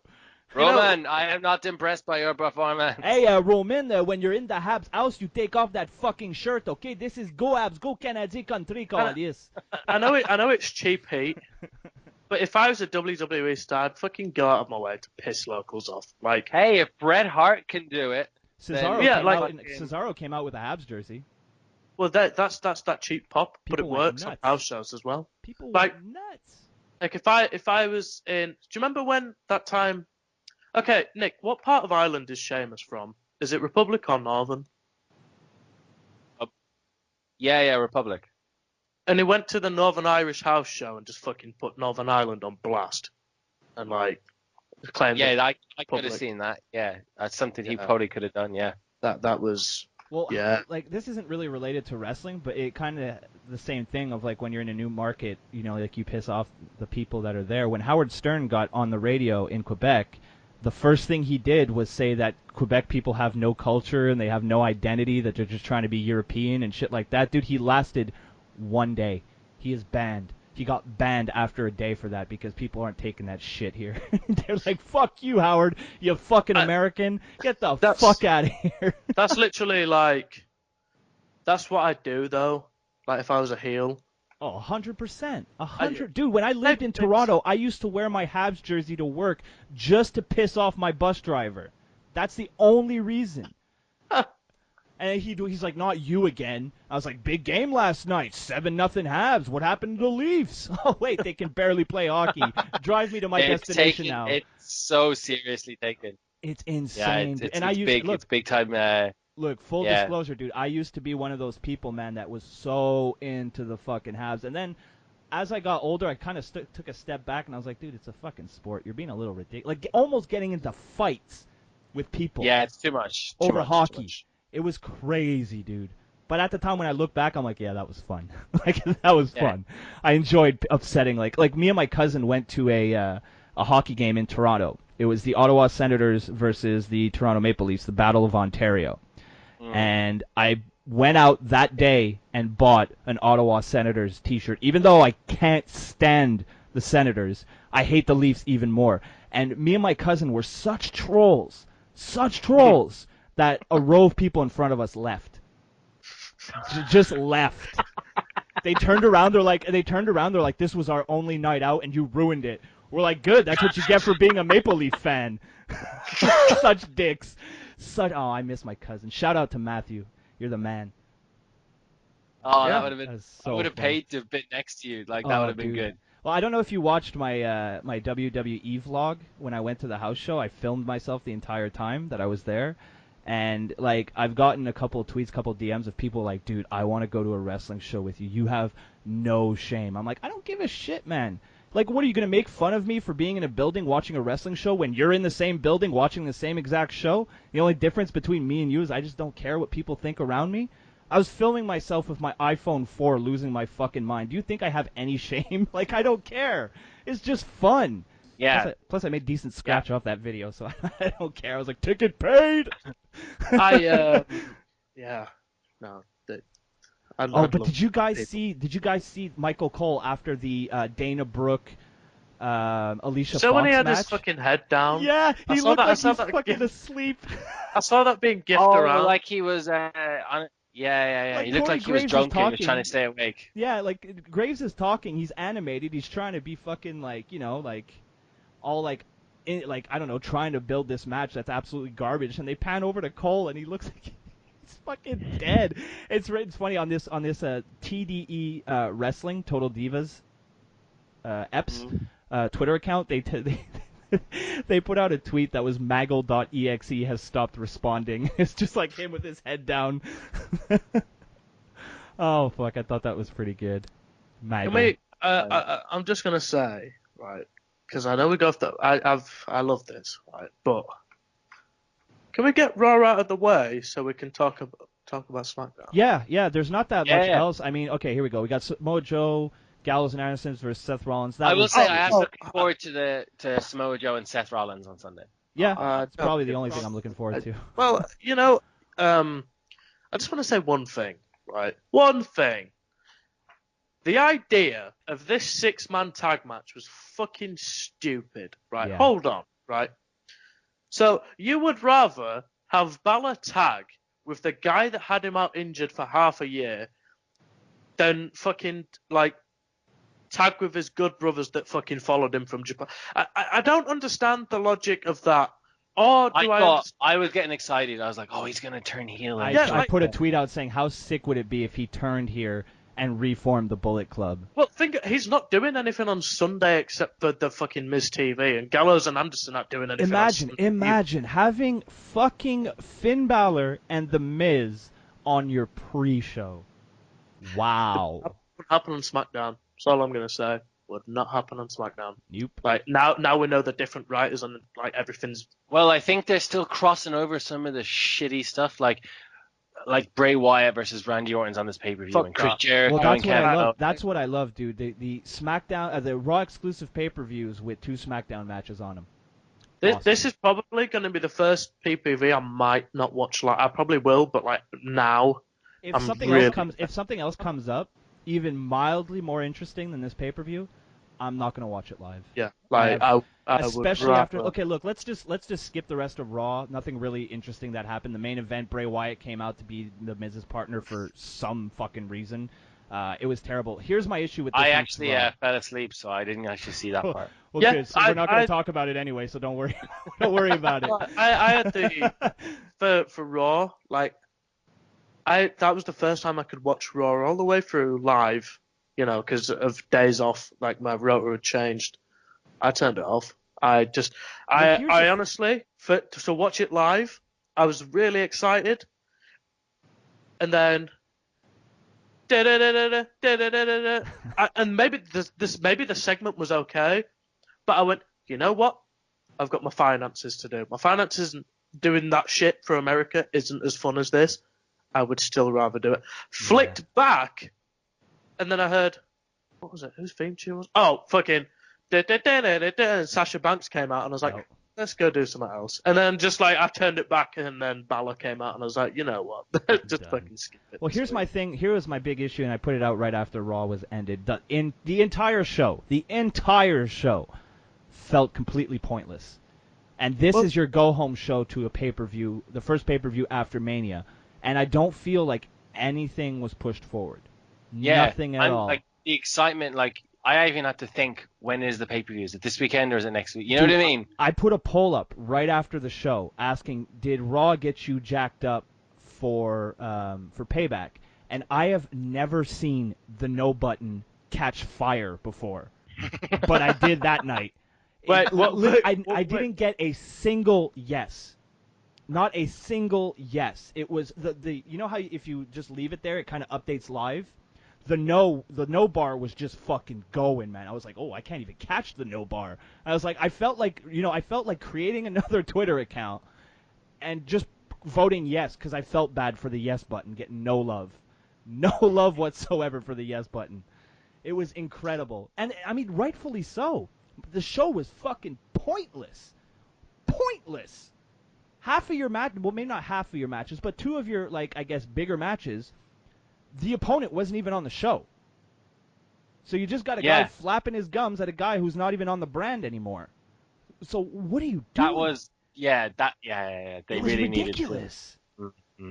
It is completely ridiculous for a go-home. This was, like, one of the worst Raw episodes I've seen in quite some time. And as far as go-home shows go, I'd rather go to fucking sleep. Oh yeah, it was absolutely terrible. Can we stop being negative and talk about SmackDown? Yes, we can. Yeah, we can. But before we turn that frown upside down, listen to some adverts. See, I said it like you guys. Listen to some adverts from some of our friends, because despite the fact that I'm a very unpleasant person, for some reason, people still like me. People like Marking Out and the Shining Wizards. Make sure you fucking edit this. Yeah. If you're not tuned in to the Shining Wizards, listen to what some of our fans have to say about the show. Hey guys, it's the Stallion, and when I'm contemplating suicide, I throw on the Shining Wizards because nothing makes me feel better than knowing I'm not one of these 4 grown adults, virgin fucking marks, discussing a fake wrestling product. Tune in live every Tuesday night, 7 p.m. East, rantemradio.com. It's the Shining Wizards, where it's wrestling talk and talk about wrestling. This is Marking Out. Hello, it's Brandon. And Dave. And we do a weekly pro wrestling podcast called Marking Out. And you can check us out on iTunes, Stitcher Radio, Google Play, and markingout.com. You guys are awesome. As always. And we're back. Did you enjoy those ads?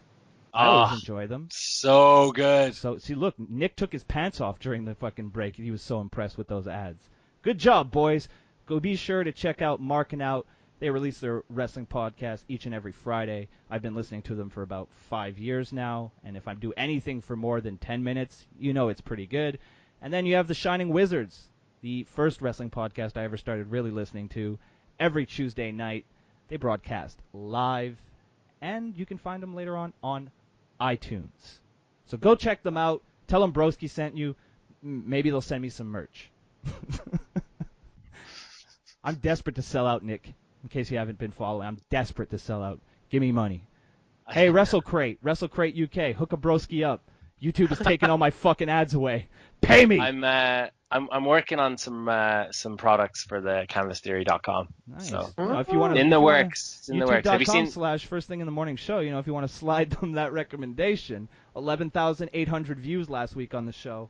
Yeah, I saw. Yeah. That was incredible, guys. Doing pretty good. But, It's all because of Robbie. That reminds me, on my other podcast, a Broski and a Hosky, some dude wrote in one time and he was like, how does it feel to know that Danny's already more popular than you are on your own channel? I was like, oh man, fuck you. She's got boobs. I can't compete. Can't compete with boobs. But instead of talking about boobs, that'll be tomorrow with Danny. I'll talk about boobs on my other show. We're going to talk about a little bit of SmackDown, which is what I'm going to lay on Danny. So get me right back. I hated the theme the first time I heard it. Now I can't stop singing it. I catch myself singing it in public like a fucking mark. You know, I will say one thing about the themes. I really enjoy Raw's. You know, the... Where do you think it could go? I already know.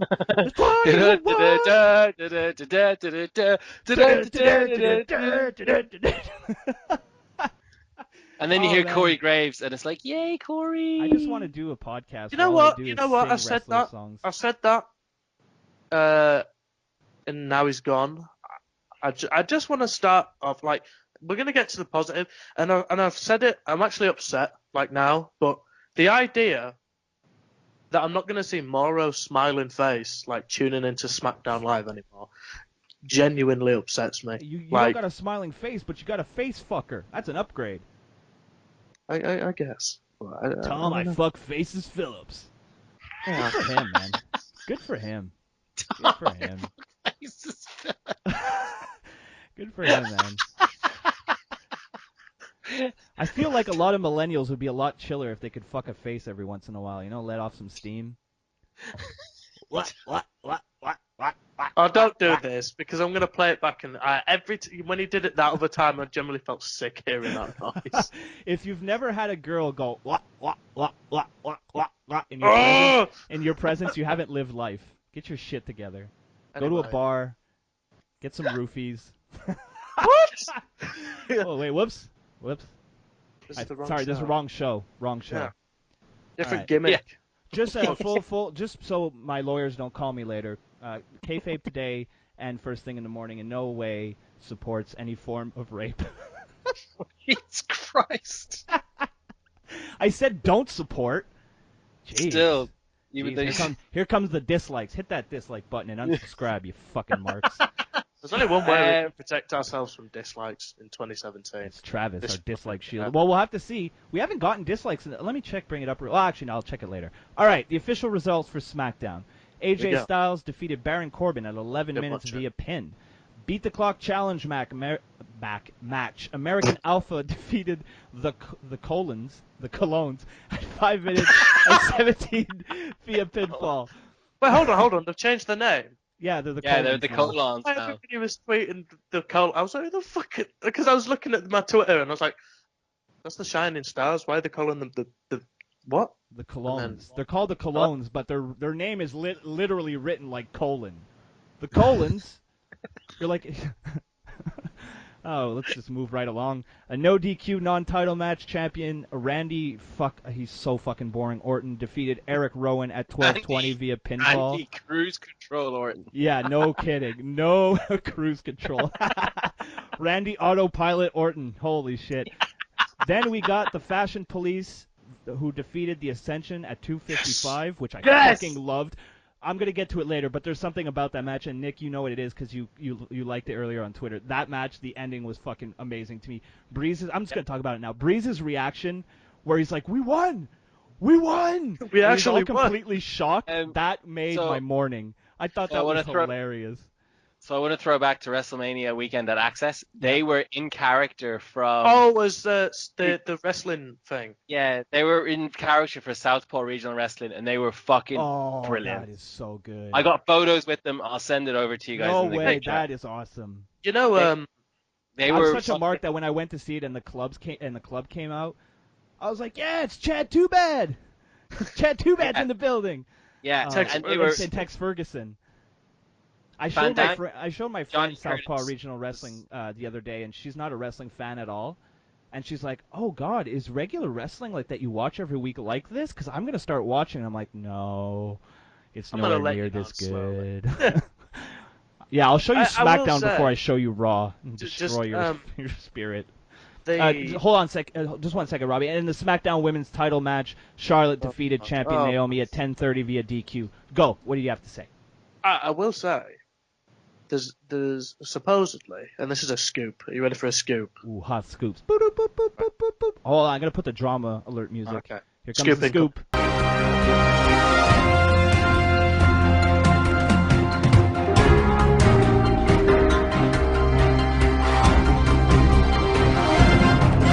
Backstage, give me 10 seconds of silence.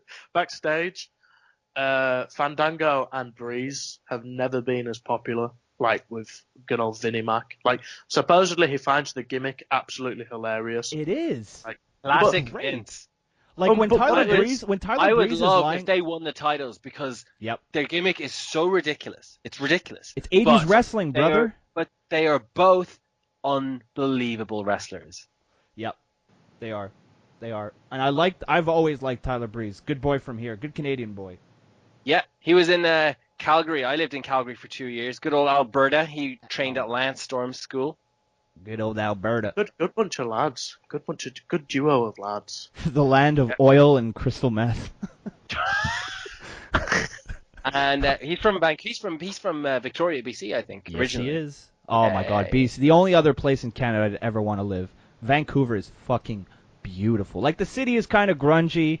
You know, it's any kind of major city, but if you go out to like Whistler or you go out to like Vancouver Island and shit like that, it's fucking beautiful out there, man. Notch. Yeah.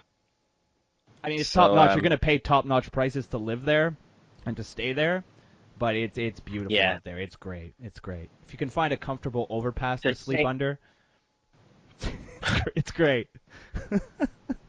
To change the topic completely, we had Michael Jackson back from the dead this week. What? Oh off. yeah.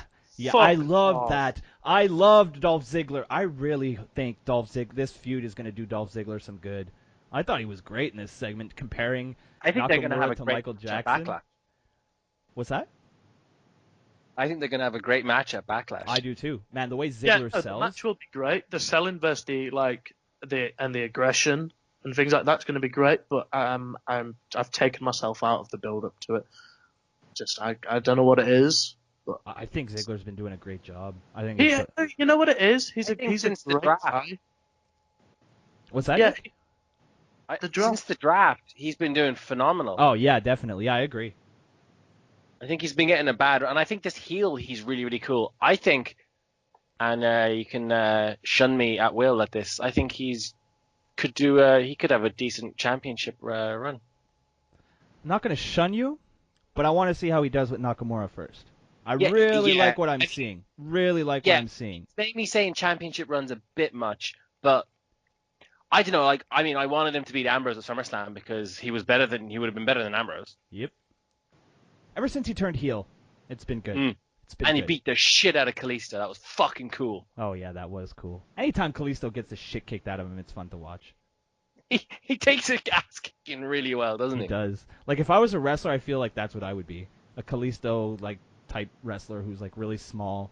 Or I'd be that weenie backstage interviewer. I'd love to be a fucking heel manager, like Jim Cornette style, like a guy that the fans look at and be like, if only I could get over this barricade, I would beat the shit out of you. I'd be like, yeah, but you can't.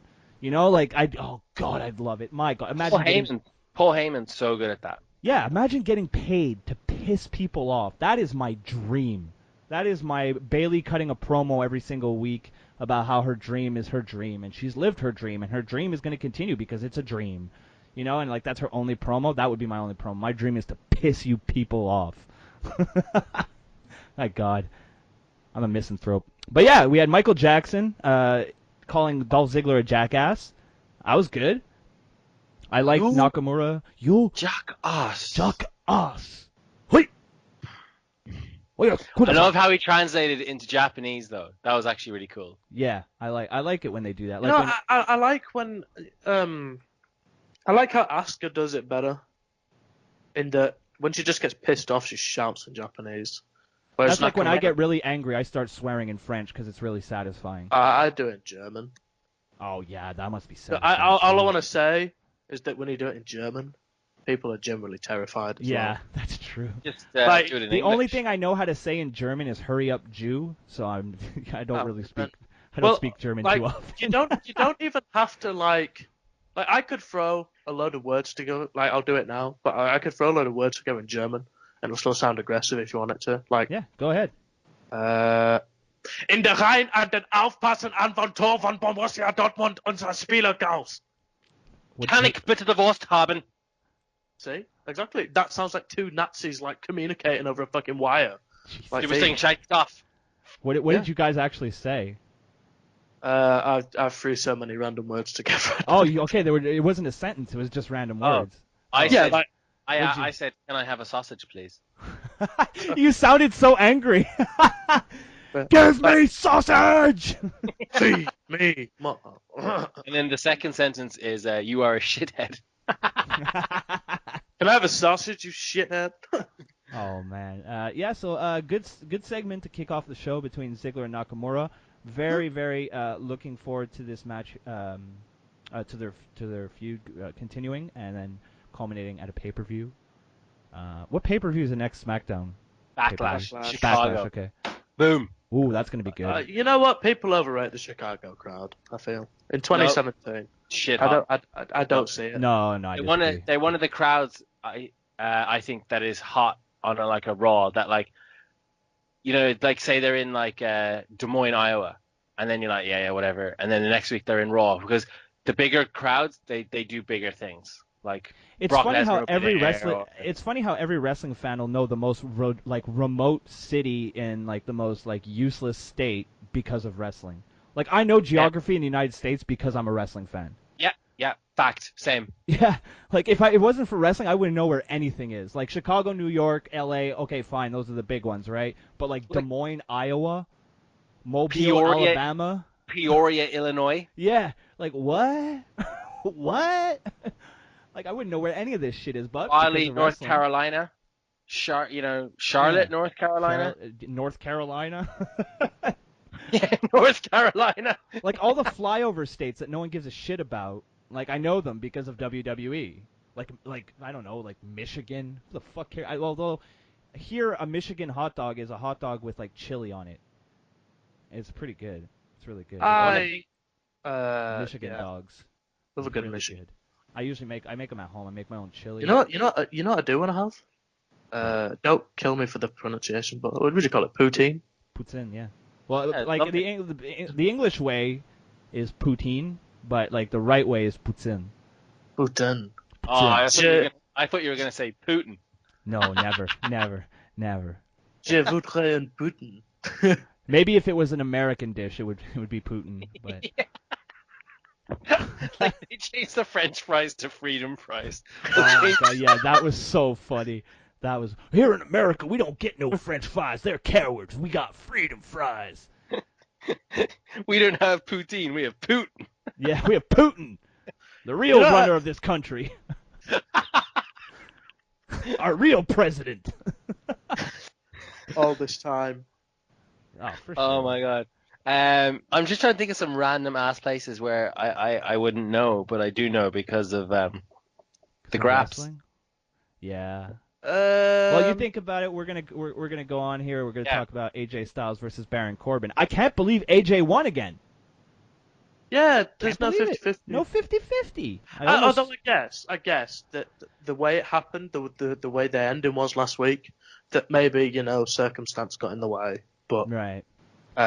this we mentioned this earlier when we were talking about Dean Ambrose not just getting booted out of the ring. AJ Styles ended up kind of like in the ropes, on the apron, and Baron Corbin just booted his fucking ass out of the ring, and AJ went flying, and that bump looked brutal. That was like a fucking brutal spot. I love that. I'm big Baron fan of Corbin. Yeah, I'd go as far as saying he's the most improved wrestler since the draft. I'd say it's a toss-up. I'd say it's a toss-up between him. Oh wait, since the draft. Okay, since the draft, yeah, I thought like since their call-up from NXT, I was gonna say it's a toss-up between him and Alexa Bliss for me. Oh, well, I would say Alexa Bliss is in the women's division. Right. Okay, you keep him. Yeah. Okay. Oh, okay. Yeah. So you're not. Oh, okay, Nick. So you're not in. You don't believe in equality then? Oh, for fuck's sake. My feminist inside of me is being triggered right now. How dare you separate the men from the women? I'm a big Alexa Bliss fan. I was just talking about the male superstars in this instance because Alexa Bliss is a blowaway, I think, most improved person in the roster. By far. She's fucking incredible. Well, no one controls a crowd. Bliss. Like, we didn't talk about this on Raw, but I think it's important how she turned the what chance on the crowd. Alexa Bliss is great. Say what? What? Exactly. They're fucking stupid. Like, beautiful. I'd have probably joined in with it anyway because Alexa Bliss is great. But like sometimes, when you hear the crowd and you think, stupid fucks. No wonder nobody likes wrestling fans. I love though how she like makes it sound so petty. Like, or like, oh, okay, we're doing this again. Really, guys? Yeah, I mean, exactly. She is honestly. I don't think she's the best in-ring worker they have, but mic-wise, she could be the best mic worker they've ever had. She plays along with the crowd. She goes with the ebbs and flow of the crowd. It's the facial expressions as well. Yeah, best bitch face in the business. Her been saying it since I've seen her in NXT. Best bitch face in the business. And that's a compliment. That's a total compliment. Really nice. I watched When Your Daughter is a WWE Superstar recently. Yeah. Oh, I've never seen it. I didn't see that. Her parents were like 17 and 18 when they had her. Wow. She's been through a lot. She had like eating disorders and I've heard that. Yeah, she nearly like died from anorexia and like she couldn't help it. You know what I mean? She was like in like something wrong, and she's just gotten through all that and then fair fucks to her. I'm delighted for her. Yeah, because she came in as a proper didn't she come in as a proper an IBF female bodybuilder? Yeah. So what happened was she did cheerleading and all that, and then she got anorexia and she got really sick. Oh, well, that's where the bitch face came from. Yeah.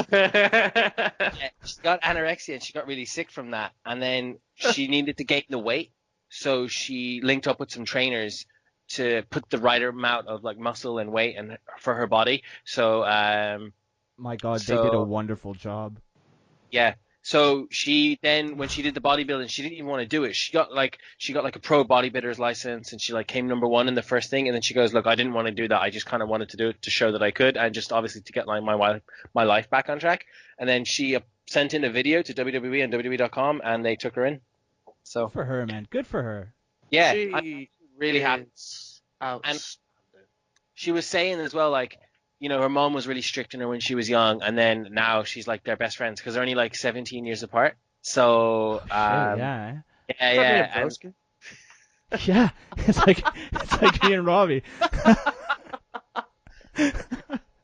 So that was a good one. To see her doing so well, it's like I'm so happy for her. It's like a really good feel-good story, and she's doing so good, and like she's really, really good in the spot that she's in right now. Engaged to Buddy Murphy. Good for him. Oh, they're engaged. Are they? Yeah. Wow, good for him. Good for him. Wow. Could you imagine waking up next to that every morning? Holy shit. But he's only what, 20? She's only 25. Nah. There's no way she's only 5 years older than me. She is. Yep, she's 26 in August. You know what? It does feel weird talking about pro wrestlers that are like 5-6 years older than I am. Like, I always thought that to be a podcaster. Trust me, wait till you're my age and they're like a fucking decade younger than you are, Robbie. That's how I'd feel. Like, because I don't. In retrospect, I don't know shit about the business. These guys have been wrestling in it longer than I've been fucking watching it. Yeah. So, yeah. Nobody listened to me anymore. Nobody did in the first place. But if you 11,000 people can't be wrong, Robbie. What do you guys think of Kevin Owens looking like he's going for a job interview every week? Right. Now he looks like the real I hate to say it, but Jim Cornette was right. Give Jim Cornette this one. Why would you hate saying that? Jim Cornette's almost always right. Because for some reason, people hate that when you agree with Jim Cornette. Oh, God, I love Jim Cornette. Disclaimer, guys. Jim Cornette was right.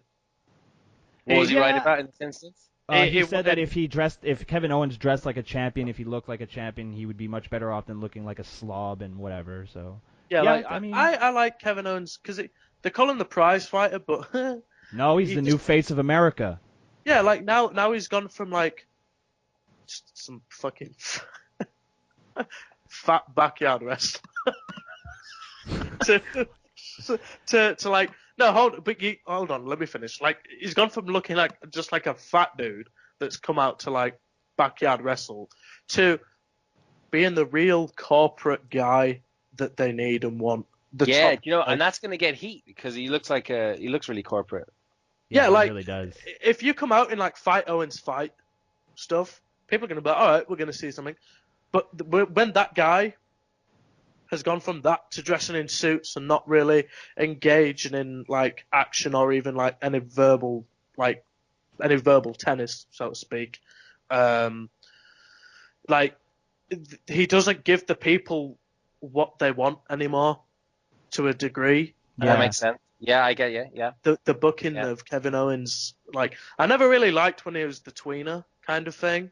Like when people it was enjoyable for a while because but then it did get old. Yeah, I get you. Yeah. And then I'm not gonna lie, in a way I'm still kind of pissed off that they turned Owens on Jericho, but that's the reaction that they want. And that was the greatest segment in Raw for the last fucking. They've done at least the last 10 years. That's a memorable. That's going to be in like Best of Raw. Why is my name on this list? It still goes through my head. It was terrible to watch. I hope I never have to see it again. It was heartbreaking. I mean, if Jericho and Owens' friendship couldn't survive, what chance do any of us have? Yeah, when you see when you click on a random link or you click on something, and you see people get shot, or like people. I'm really desensitized to that. But the moment that in a scripted fucking TV like thing, you have one of the best friends turn on the other, that shit's not okay. Honestly, I think that was some of the best writing of a freaking event in a long time. And that was a lot of ad-lib. Guaranteed that was a lot of ad-lib. They had a basic idea of what they wanted to do, where they wanted to go, but no fucking nerd writer was in the back saying, "Here you go, Mr. Owens, here's your script." Well, supposedly, you know how when here's your script. Owens like, "Fuck you, kid." But you know how who is it? Somebody cut a promo that said, "Oh, they'd never give The Rock or Steve Austin a script." Like every time that Jericho and Owens had a segment, and I know this for a fact, Jericho would be like, "No, don't read the scripts. Just follow my lead, see where it goes." Yeah. And that's why they worked. And it genuinely felt fresh pretty much every week. And then the turn itself, I'm sure that Vince said, okay, go plan a turn that's really going to upset people. So, and it worked. Cause you ruined the Geritron 5000. I'm still not over it. the obscenely expensive Geritron 5000. Yeah. But we should get back to SmackDown, or else we're going to be here for another 4 hours. I'm just going to say one thing. Go. Jericho is a Mount Rushmore figure of WWE, and anybody that fucking tries to argue it's getting blocked. Whew. Damn. I'm fighting words with that block. Yeah, but I wouldn't disagree with you. I think he's up there. He's maybe if they add a head or two to Mount Rushmore, he can be there. He's near the top of the list, though, definitely. Just for the longevity. He'd be fifth. Yeah, because I mean, every time he comes back, he does have a different gimmick. And it always gets over. And the list. He got a fucking clipboard over. When you can get the word "it" and stupid idiot, and you just made the list over. Three words or two words, whatever, and a phrase. Like when was the last time anybody said to you, "You just made the list"? Like, and then after Jericho says it, every time someone says you just made the list, what are you going to think of? Jericho. The fucking graps. You're going to think of the graps. Like, I think the it thing is good, and the fact that he doesn't do it as often. Yeah, every once in a while he puts his finger in the air and you're like, oh, here it comes. Like when he does the click. Yeah. Yeah, that's top stuff. What were we on about? We kind of took a big detour. Little detour SmackDown. There. Oh, Kevin Owens in his suit. That was it. Yeah. Then we got, after that, there was an interview with Charlotte. It was all right. There was a Beat the Clock challenge match between the American Alphas and the Colons. I'm just going to keep calling them the Colons. It was shit. Haha, get it? Oh, my God. I couldn't help myself. I've been waiting to say that since I mentioned the Colons earlier. He's been like sitting there waiting all day. Yeah, I was just like, come on, come on, 4:30 for the podcast. We got a New Day coming soon video package, and then we had a very interesting Rusev. It looks like he's embraced the Twitter video, and he sent WWE a Twitter video where he runs down Shane McMahon and Daniel Bryan, and he says the only way he will wrestle for SmackDown is if he gets a championship match at Money in the Bank, or he'll just fuck off and go back to Bulgaria. Money in the Bank's in June. What the fuck? Yeah, well, he's... Oh, is that like... Is he going to wait like 2 months for a pay-per-view, or... Well, he's injured. Oh, okay. Yeah. Sorry. No, I agree. At first I was like, why so specific and why so far away? Yeah. Up next, we had a Becky Lynch interview, but as soon as she came on my screen, I skipped ahead because I don't want to put myself through that anymore.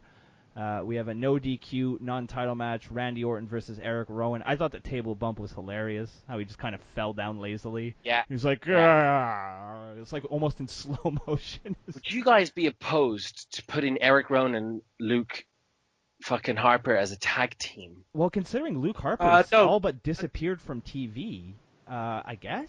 Like, I don't know what happened there. He was hot. I mean, for that's a a minute. striving tag team division. I think they give it.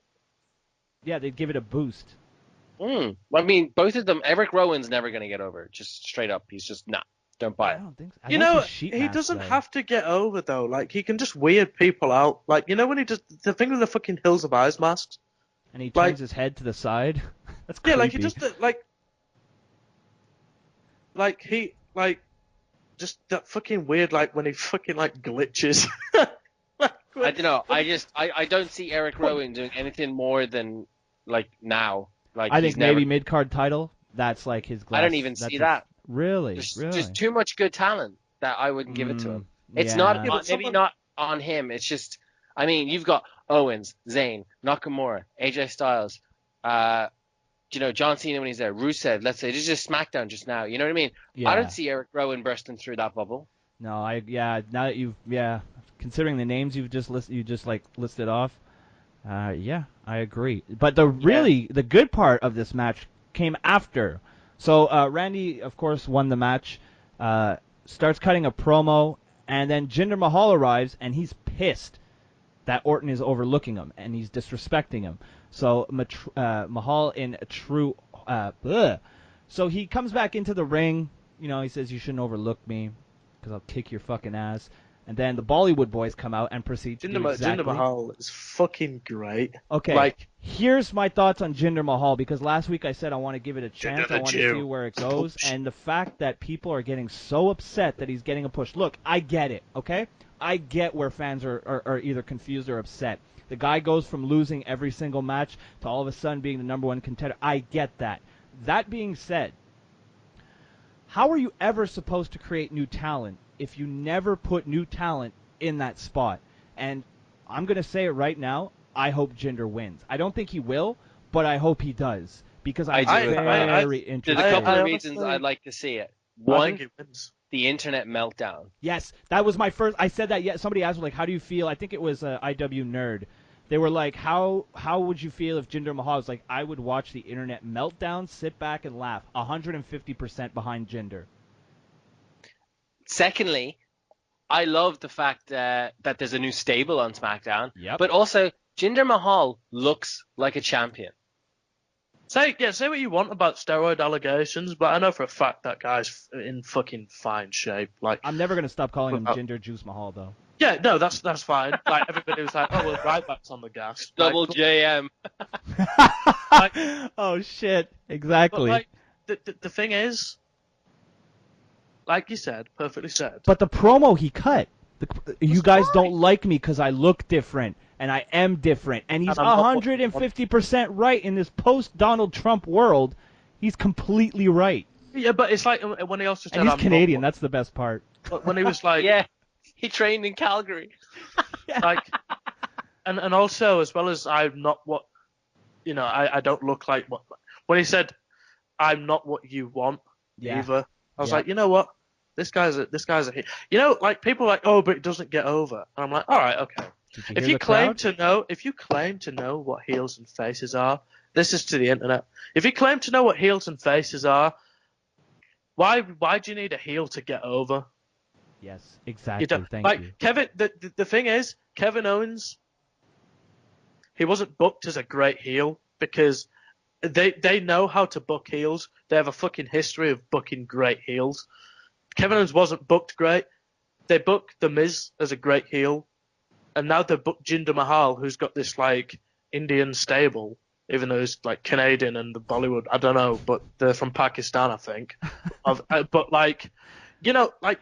Wait, no, it's like the WWE. We want to get into India. Get that Canadian and those two Pakistani boys. Yeah. They're Mohammed Hassan. Canadian as well. Yeah, they are. They are. Get those Canadian lads. Come here. You guys are Indian now. But, sir, we're from Canada. Damn it, pal. You're brown. I say you're from India. Watch, they'll turn even further heel and be like, yeah, we were trained in the Heart Dungeon. Have we're you seen, officially have you Jinder seen that Mahal. photo of Jinder Mahal's arm? And it's It's a penis? Yeah. Yes. It said it should be in the porn star. But the thing is it does look like a big veiny throbby cock. That's the thing. You zoom in on his arm and like, if I was a girl, I'd be like, hey boy, what's your name? Want to come on by? Because, I'm assuming women want big cocks. The good And Lord also- didn't decide to bless me with that, so I don't know from firsthand. And also, the porn star they use in the picture is just sensational. Yeah, it's amazing. It's so good. Oh God, sometimes I really love the internet. I really love the internet sometimes. Yeah. It's good. But I'm all for Jinder, man. I'm all for it. They should stop hindering Jinder. I'm sure it'll get him more Tinder hits if he becomes a champion. So don't hinder Jinder's Tinder. That's really fun to see. What You guys the should try fuck? it. Don't hinder Jinder's. Don't hinder Jinder's Tinder. Like the other day, someone said that they get annoyed when I type up twitter.com instead of Twitter. I'm like, why does it bother you? She's like, it's annoying. So I made a Twitter video where for like 17 seconds, all I say is twitter.com. And then I, lost my breath because I'm a smoker. So, but it was funny. It made me laugh. That's all I care about. Then we had another Beat the Clock challenge match. Man, we're all over the place this episode. I fucking love it. We had the Fashion Police versus You need this every now and again. the Ascension. Yeah, of course. The Ascension. Yeah. See, I can't even say the Ascension without laughing. This was this was my highlight of the morning because I've been a big fan of both these guys for quite some time, and to see them actually kind of get a little push. Is it going to go anywhere? We don't know. Hey, do you remember when they built up the Ascension for about a week? I do. Well, you mean the week they Why did debuted? even bother No, with that, the though? week when they had new face paint.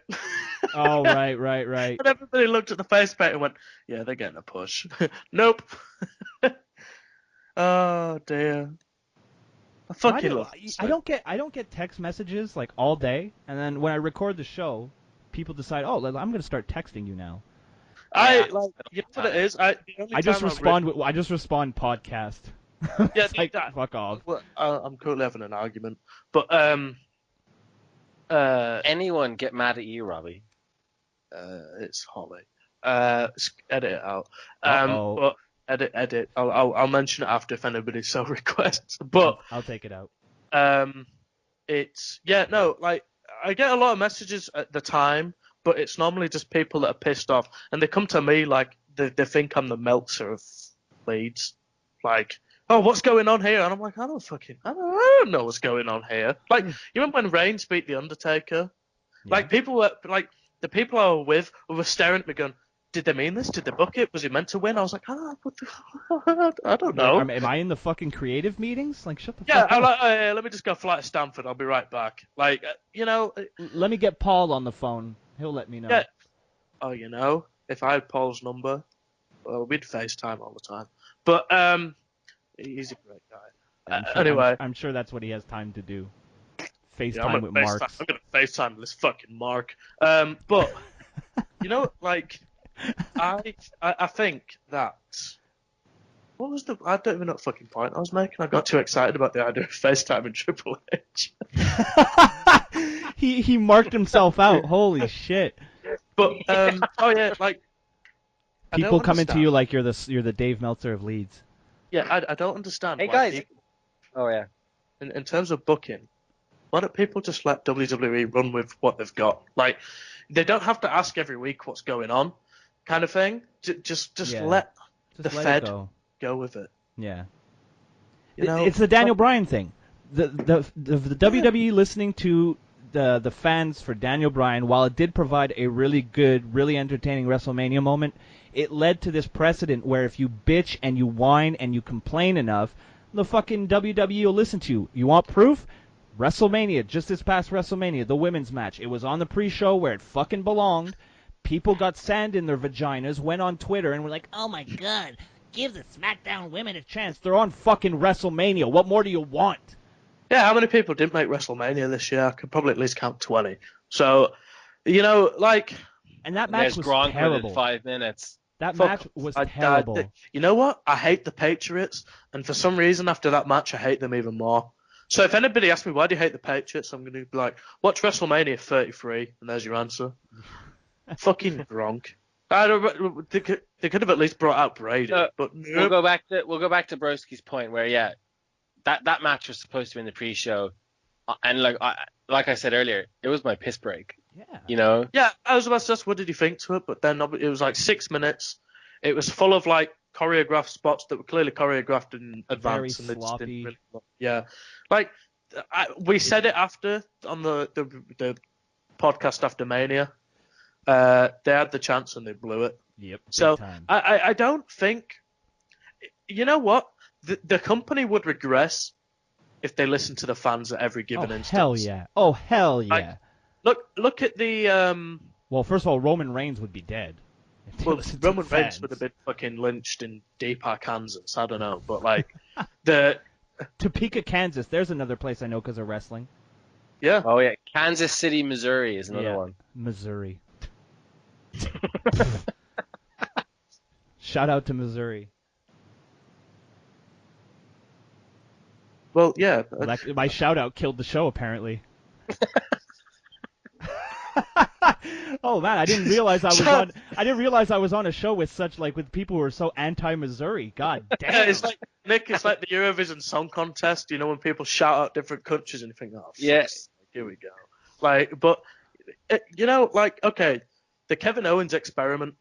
Nobody wanted the best friends to break up in the way they did. You know. Yeah. It had to happen though. Yeah, it did, definitely. Look at the Braun Strowman experiment. When Braun turned up and everybody said he sucked, look at him now. Yep. You know, he gets thanked. You know what Braun says to that now?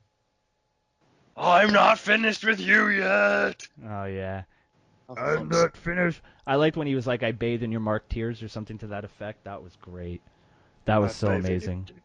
But these things happen. As much stick as I give them, I love WWE.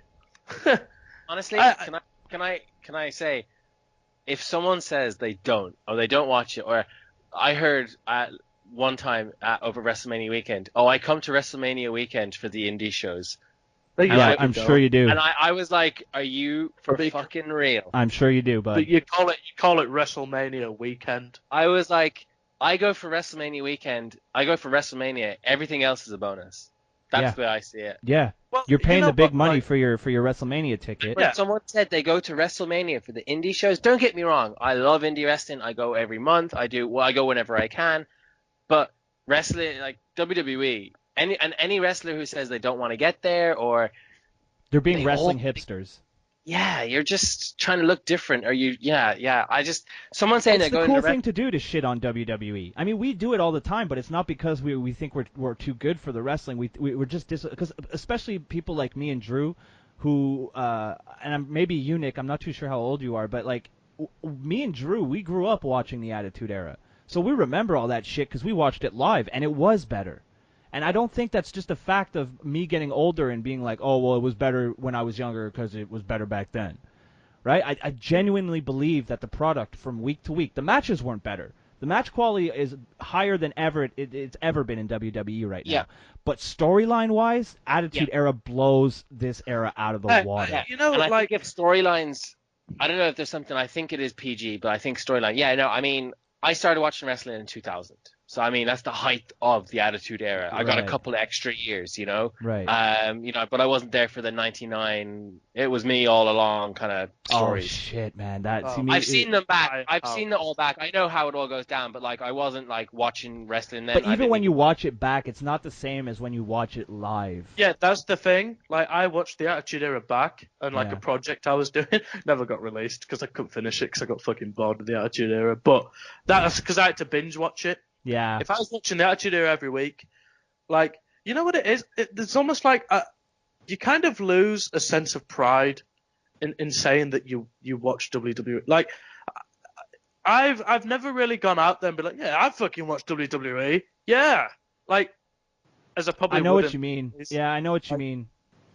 Like, if Like when somebody's when I'm talking to like when I'm like going on dates or shit like that, and they're like, so what do you do? And I'm like, oh, I'm a YouTuber. Oh, really? What are your videos about? Oh, I do gaming videos and I have 2 podcasts. What are your podcasts about? Oh, I have a podcast with a girl in Ireland where I'm talking about, you know, sex, life, and relationships, shit like that.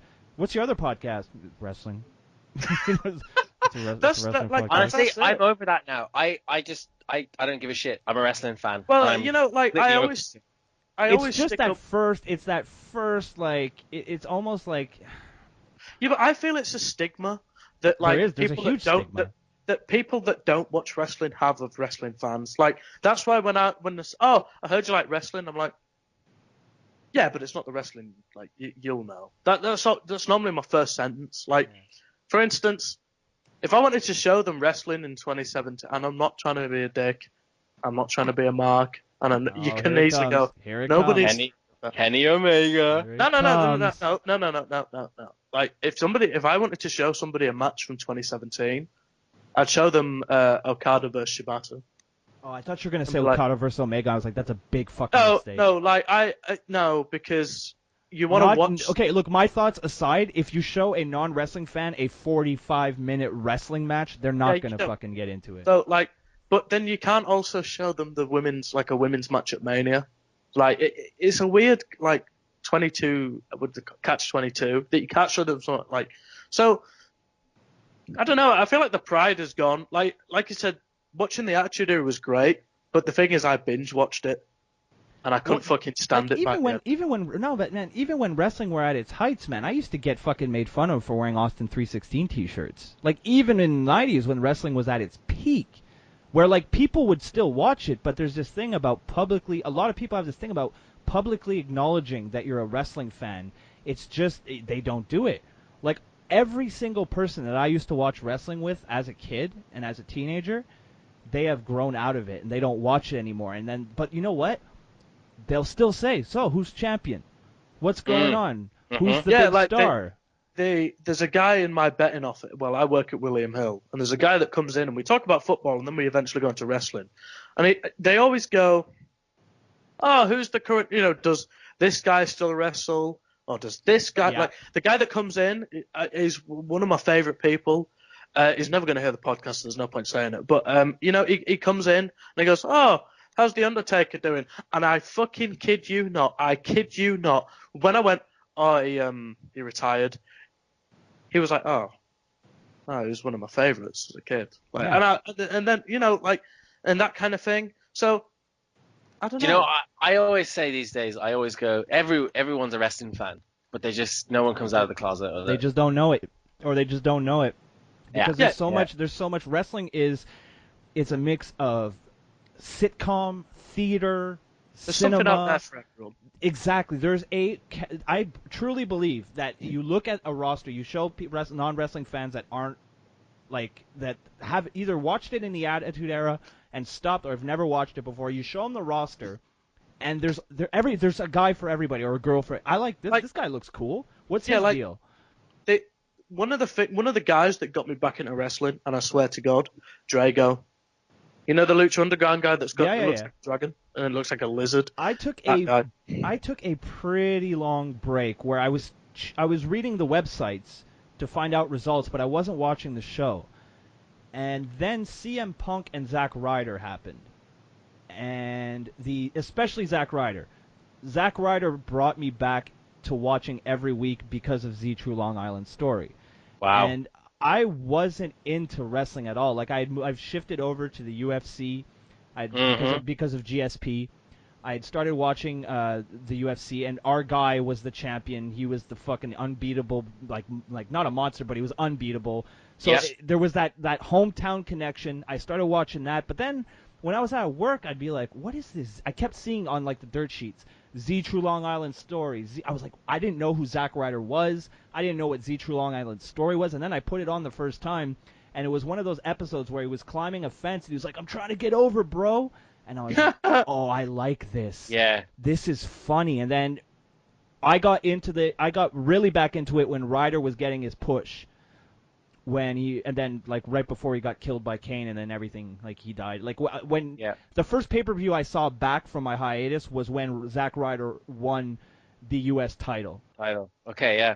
And that is still, to this day, it's still one of my favorite moments, because you're watching this guy who had nothing, who went on his own, started a YouTube channel, had a really entertaining YouTube show, and got himself over. And I love stories like that, of people who aren't supposed to make it that do.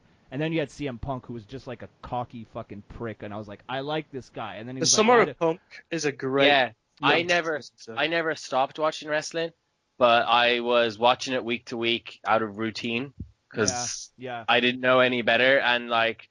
Well, full disclosure, I was homeless for like a couple years, and that's so my ability to watch Raw was kind of limited. So, but when CM Punk and that thing happened, like my ears perked up again, and then I got really, really UFC heavy on what I was watching. To be fair, but then, well, no, this is before McGregor. Oh, I got seriously big UFC heavy. And then when I was in Canada, I was kind of a bit of both. But then when I got back from Canada 2.5 years ago, and UFC is on far too late, and there's too much of it, and I just started following the big ones, the big fights, and wrestling on the independent scene was shit hot at the time. So, nice sound effect.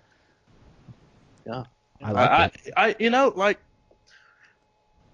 It might not be as popular, but wrestling has never been easier to find. Oh, of course not. No. You know what? I think it's quite the opposite. Wrestling is more popular now than it has ever been. Well, really, you think so? Actually, it's more accessible. It's more accessible, but it's more accessible. However, I think and when Meltzer goes, oh well, it's not as popular. It's like, WWE isn't as popular as it used to be, but I can give you plenty of reasons why, and plenty of reasons why it could still be. Like, for instance, they say, oh, the ratings are going down, because people can find it online. People can go online and, find last night's episode. They don't have to be up at fucking stupid times like we do in Europe to come and watch it live. Like, I know the Nielsen ratings, maybe US and Canada, but, like, nonetheless, I was just US. But I've never seen the indie scene, and has never been as popular ever. So I don't know. I don't know where to be with all of this, but now even just fucking enjoy it. Yeah, like even Sky Sports talk about wrestling, and that's fucking funny. When Sky Sports send out tweets and everyone's like, it's not a sport, and then you get all the the only time I like wrestling marks is when they go argue with sports fans. Like that. Yeah. That's what I like. That's the only time I like. But like when he said, Broski, when he said there's something out there for everyone, it got me thinking. Like, I got a friend into wrestling through Lucha Underground, because I went, all right, if you want crazy, like stupid crazy, watch DDT wrestling. If you want sitcom, kind of go watch WWE. Yeah. If you really want to watch wrestling, watch the indie scene or New Japan. If you want to watch drama, go watch Lucha Underground. They watch Lucha Underground, and now this guy comes to like pretty much every show that I go to. So it's like there is something for everybody, and anybody that says there isn't, nah. Don't make friends with those people. No. Don't make friends with the people who take it too seriously. You know what? And Elliot, Yeah, Elliot that's said it.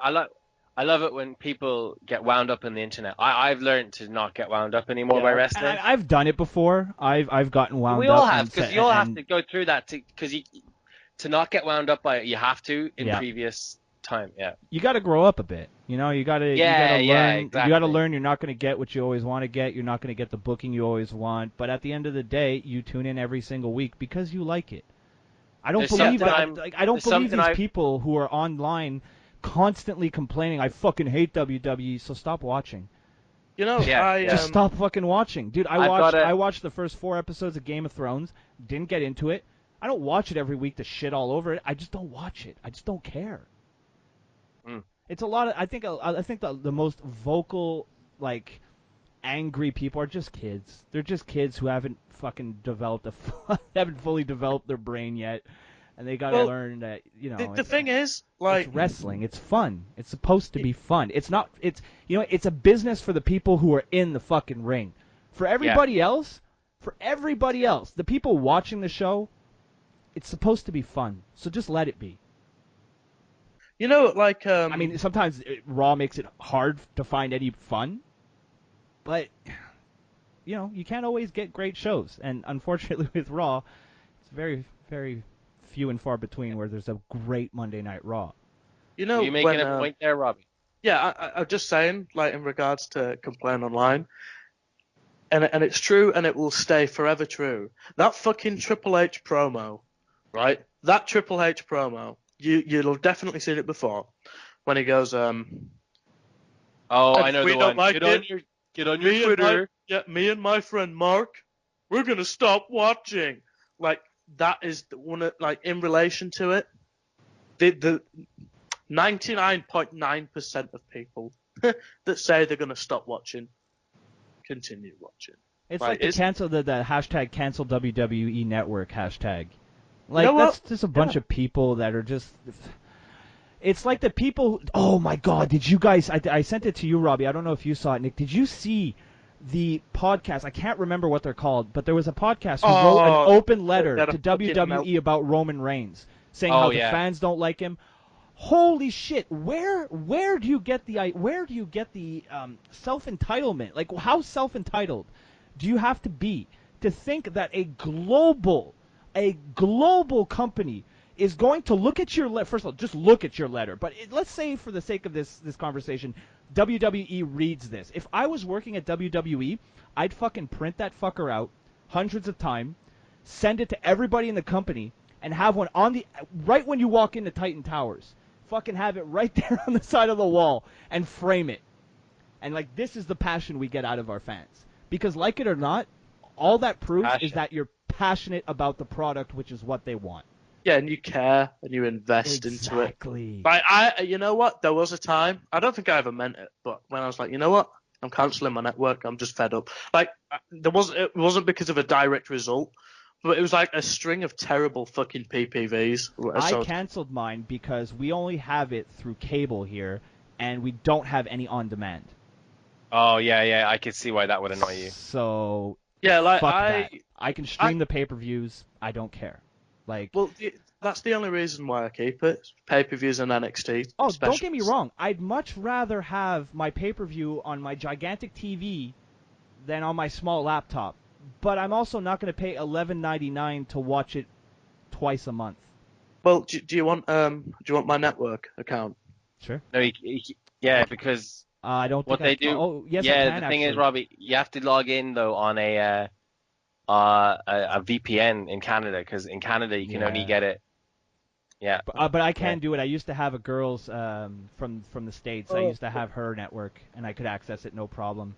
All I have to do is mask my IP address. It's really not that hard. That's how I used to watch American Netflix, because Canadian Netflix sucks. We have 7 of us chip in for the network. It's 20 euros a year. 7 people on the net. I don't even know how many people I've got on my account. Can you watch, like, let's say Robbie's watching the pay-per-view and I want to log in. Can you do it like on Netflix where you can have three people? Yeah. 3 people. Oh, okay, that's cool. There's a limit, but like that's how that's what pisses me off about Flow Slam, because they've caught people. You know that streaming thing that. Yeah. I subscribe to Flow Slam. Well, Drew, being the good man he is, let me have his account for WrestleMania weekend, and we both wanted to watch Evolve, and lo and behold, like 20 seconds in, it went, there's more than one person logged into this account. Log off. Really? Yeah, like 20 seconds into streaming it. So, Yeah, but you know, Robbie, people only go to WrestleMania weekend to watch the indie shows.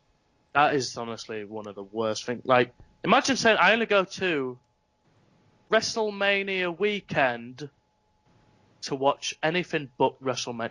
It's like going to the Super Bowl and fucking standing outside for the whole thing. Well, I think these people go to WrestleMania because, I mean, they're kind of obliged to, but, like, their main interest is, you know, the Well, indie that's what it's like. It's like going to the Super Bowl and then having a fucking pickup game in the car park.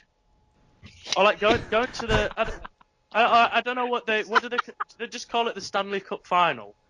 Yeah, the finals. Just having just being like, oh yeah, we've got tickets, but who wants to have a pickup game in the street? Like, no, you go into a thing. It made me laugh. It made me laugh. You go into a thing called WrestleMania weekend. It's like, imagine like I get WWE's not everyone, you know, and like Progress is a wink wink alternative, you know. Oh, don't. I can't fucking stand, you know, the punk gimmick that they've got. I know, but I'm just saying that, you know, some people like watch Progress and then don't watch WWE, and like Progress is their wrestling fix. Oh, don't. Can't do with this. I know. No, there's absolutely nothing wrong with that. But like, don't go to WrestleMania weekend and say that. Like, do you know what I mean? Oh, You just come off as a massive cunt. There was a guy.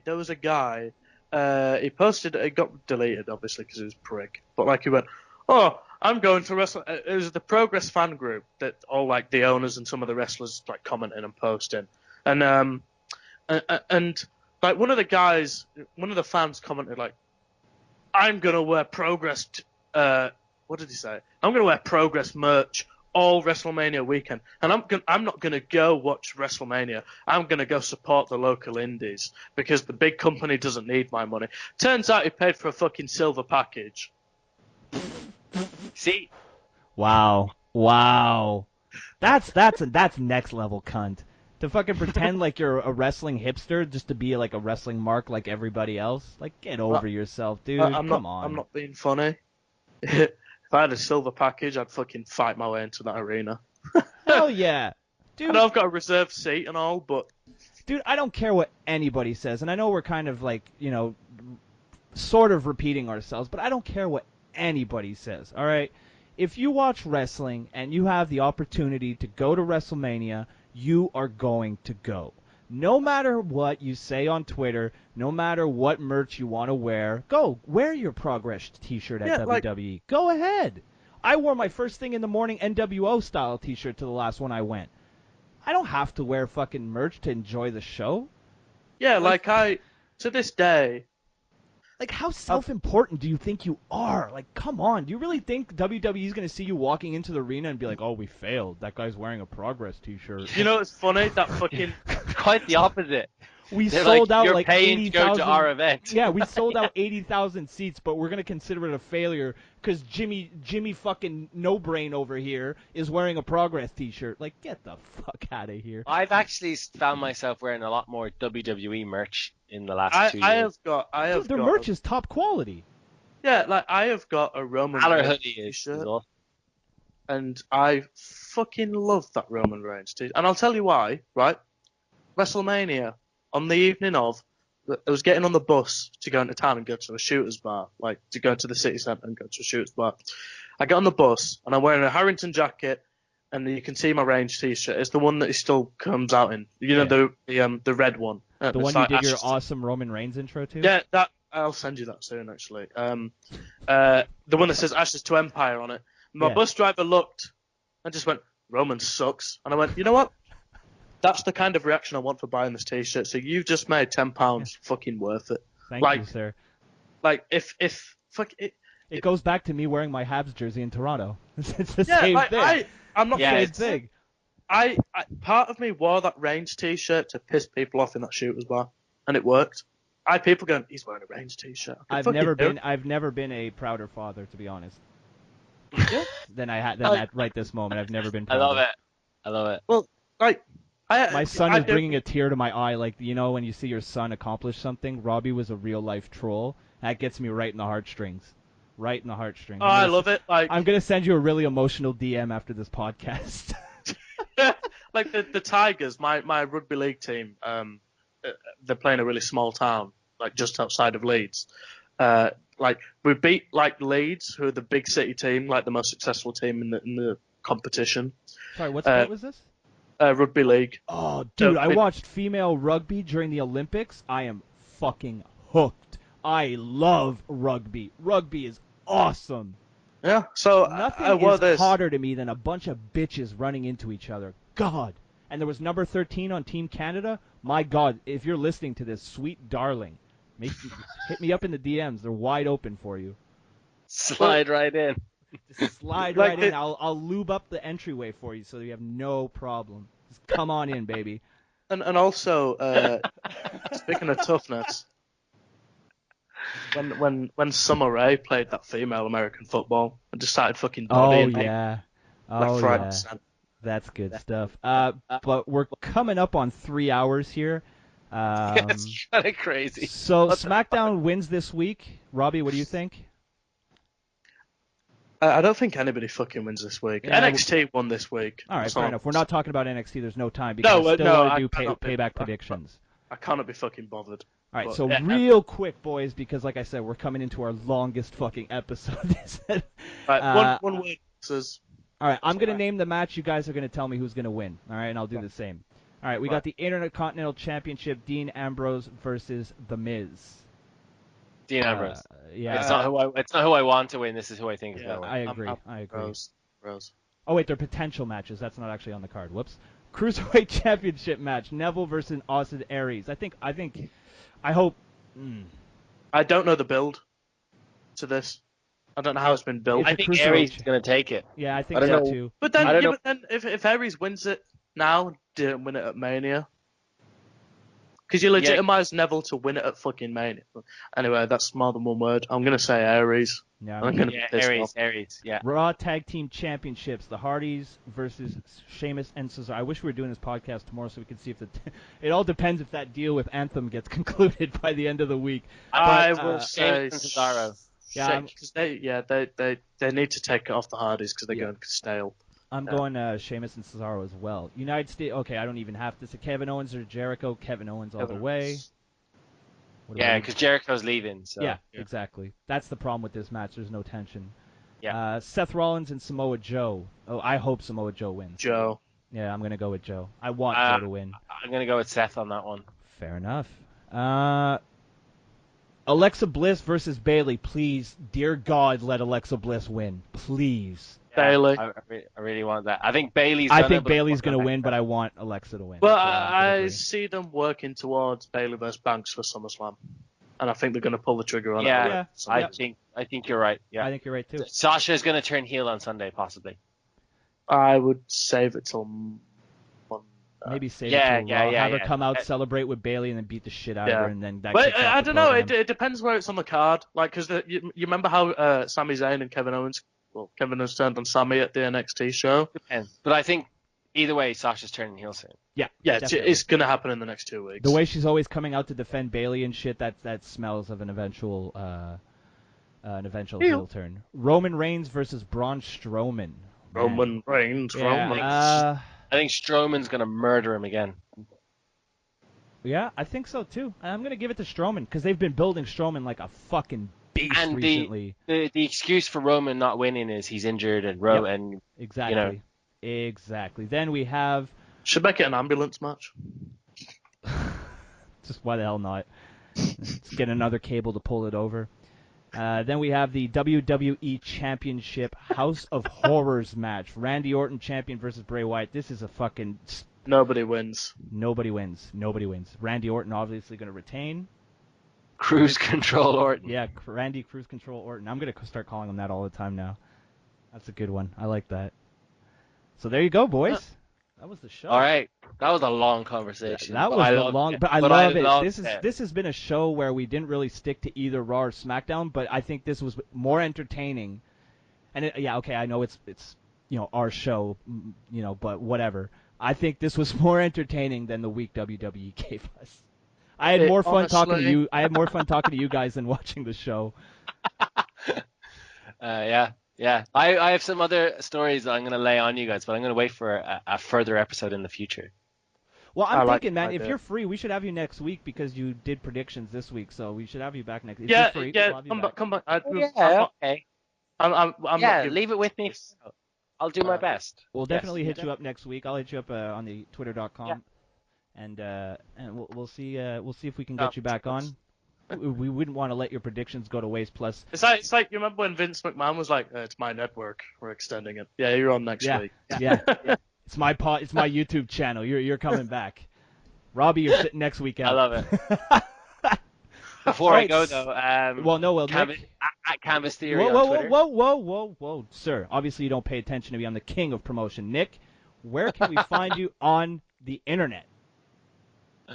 At Canvas Theory on the Twitter. At the Canvas Theory on Instagram. Some fucker's got Canvas Theory on Instagram. How dare he? CanvasTheory.com. We have a website. And we're on Facebook too, but And go subscribe to go check out their podcast. Subscribe on iTunes. It's really good. It's really solid. Well, we haven't done an episode for a long time. We're revamping a lot of things. We might be doing some rebranding, possibly, maybe. Oh, we know all about that here. And so it's just we're not doing the podcast right now, and who knows? Well, at the very least, go give Canvas Theory. It's the Canvas Theory on Twitter, right? At Canvas Theory. At Canvas Theory on Twitter. Go give them a follow. Go follow Nick's personal account at Nick Quinn. You should do that too. It's a good brother. Been talking to him for quite some time. Very good brother. Oh yeah, it's not at Nick Quinn. It's Nickachino. My bad. Yeah. It's all good. I have trouble. I can barely remember my Twitter account sometimes. So. Yeah, you've changed it a lot recently as well. Well, just my name. Like I don't change the @. I just change like what appears. Yeah, it's always been Montreal Broski. Yeah, always. Well, actually, it was MTL Mojo because I was really into the Doors, so Mojo Rising. And then once I came back to wrestling, once I came back to wrestling, I was all into Zack Ryder, so I decided to steal his gimmick, and I've done more with it than he could ever dream of. Wow. So, my knees are rock solid, Nick. I don't fucking get hurt every 6 months. Oh wait, that's Balor. Robbie, where can we find you on the internet? You can find me on the Twitter. Robbie's having an aneurysm live on the air. At one point, I'm going to be out. You can find me on the Twitter. You can find me on the Twitter at Robbie Radford. Got some cool stuff coming up. I'm in a film soon. I don't know when it'll be out. But Vince McMahon's buy-up as Shane McMahon. No. You can find it on Pornhub.com/Robbie Radford. DaddyRadford.com. So, I don't have anything to plug this week. I was going to plug somebody, but they pissed me off. Ooh. I still want to say check out Strong Style because I'm taking a lot of stuff to camp with me.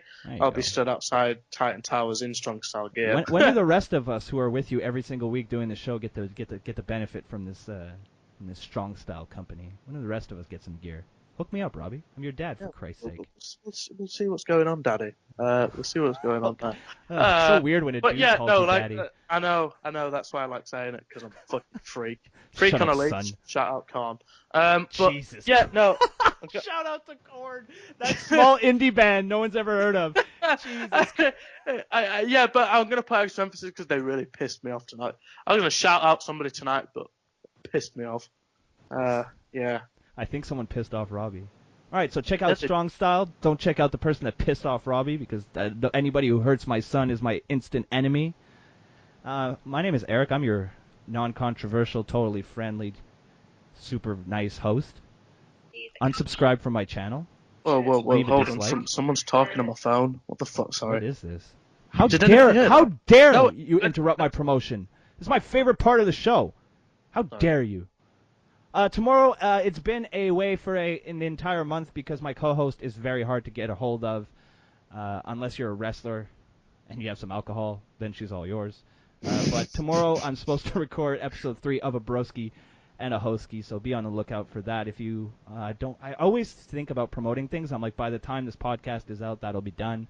Check me out on Twitter at MTLBroski. I've really adopted the Twitter video format to the point where I just stopped making YouTube videos. I just talk to my phone all day. It's really fun. I try to make them funny, so check those out. Coming up on the weekend, I'm going to put out the final part of episode 3 of The Walking Dead, A New Frontier. It's been fantastic, and there's a really intense part in the game that's coming up, and my reaction is pretty good to it, so be on the lookout for that. Probably on Sunday, that'll be out. So Broski and Hosky on Saturday, The Walking Dead on Sunday, and that's pretty much it. We'll be back next week. Hopefully Nick can join us with our Payback Fallout, Raw, and SmackDown.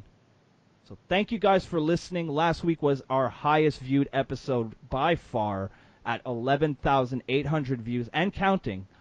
So thank you so much for the support. For those of you who follow me on Twitter, keep sending me your questions. I got a couple so far.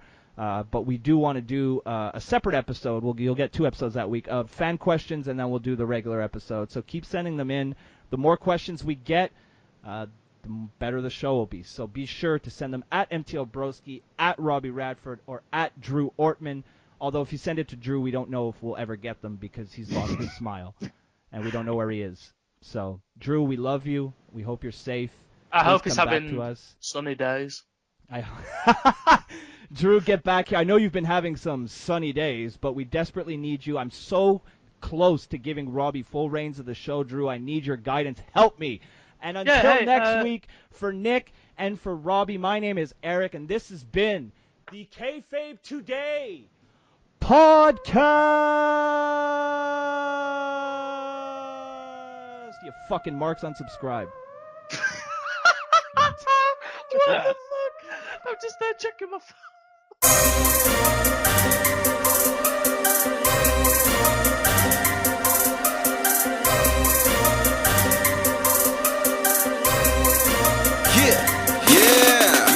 Might be my arrogance, but ain't nobody stopping me. That's how I go when you pay for them shows and you study that pimp biology.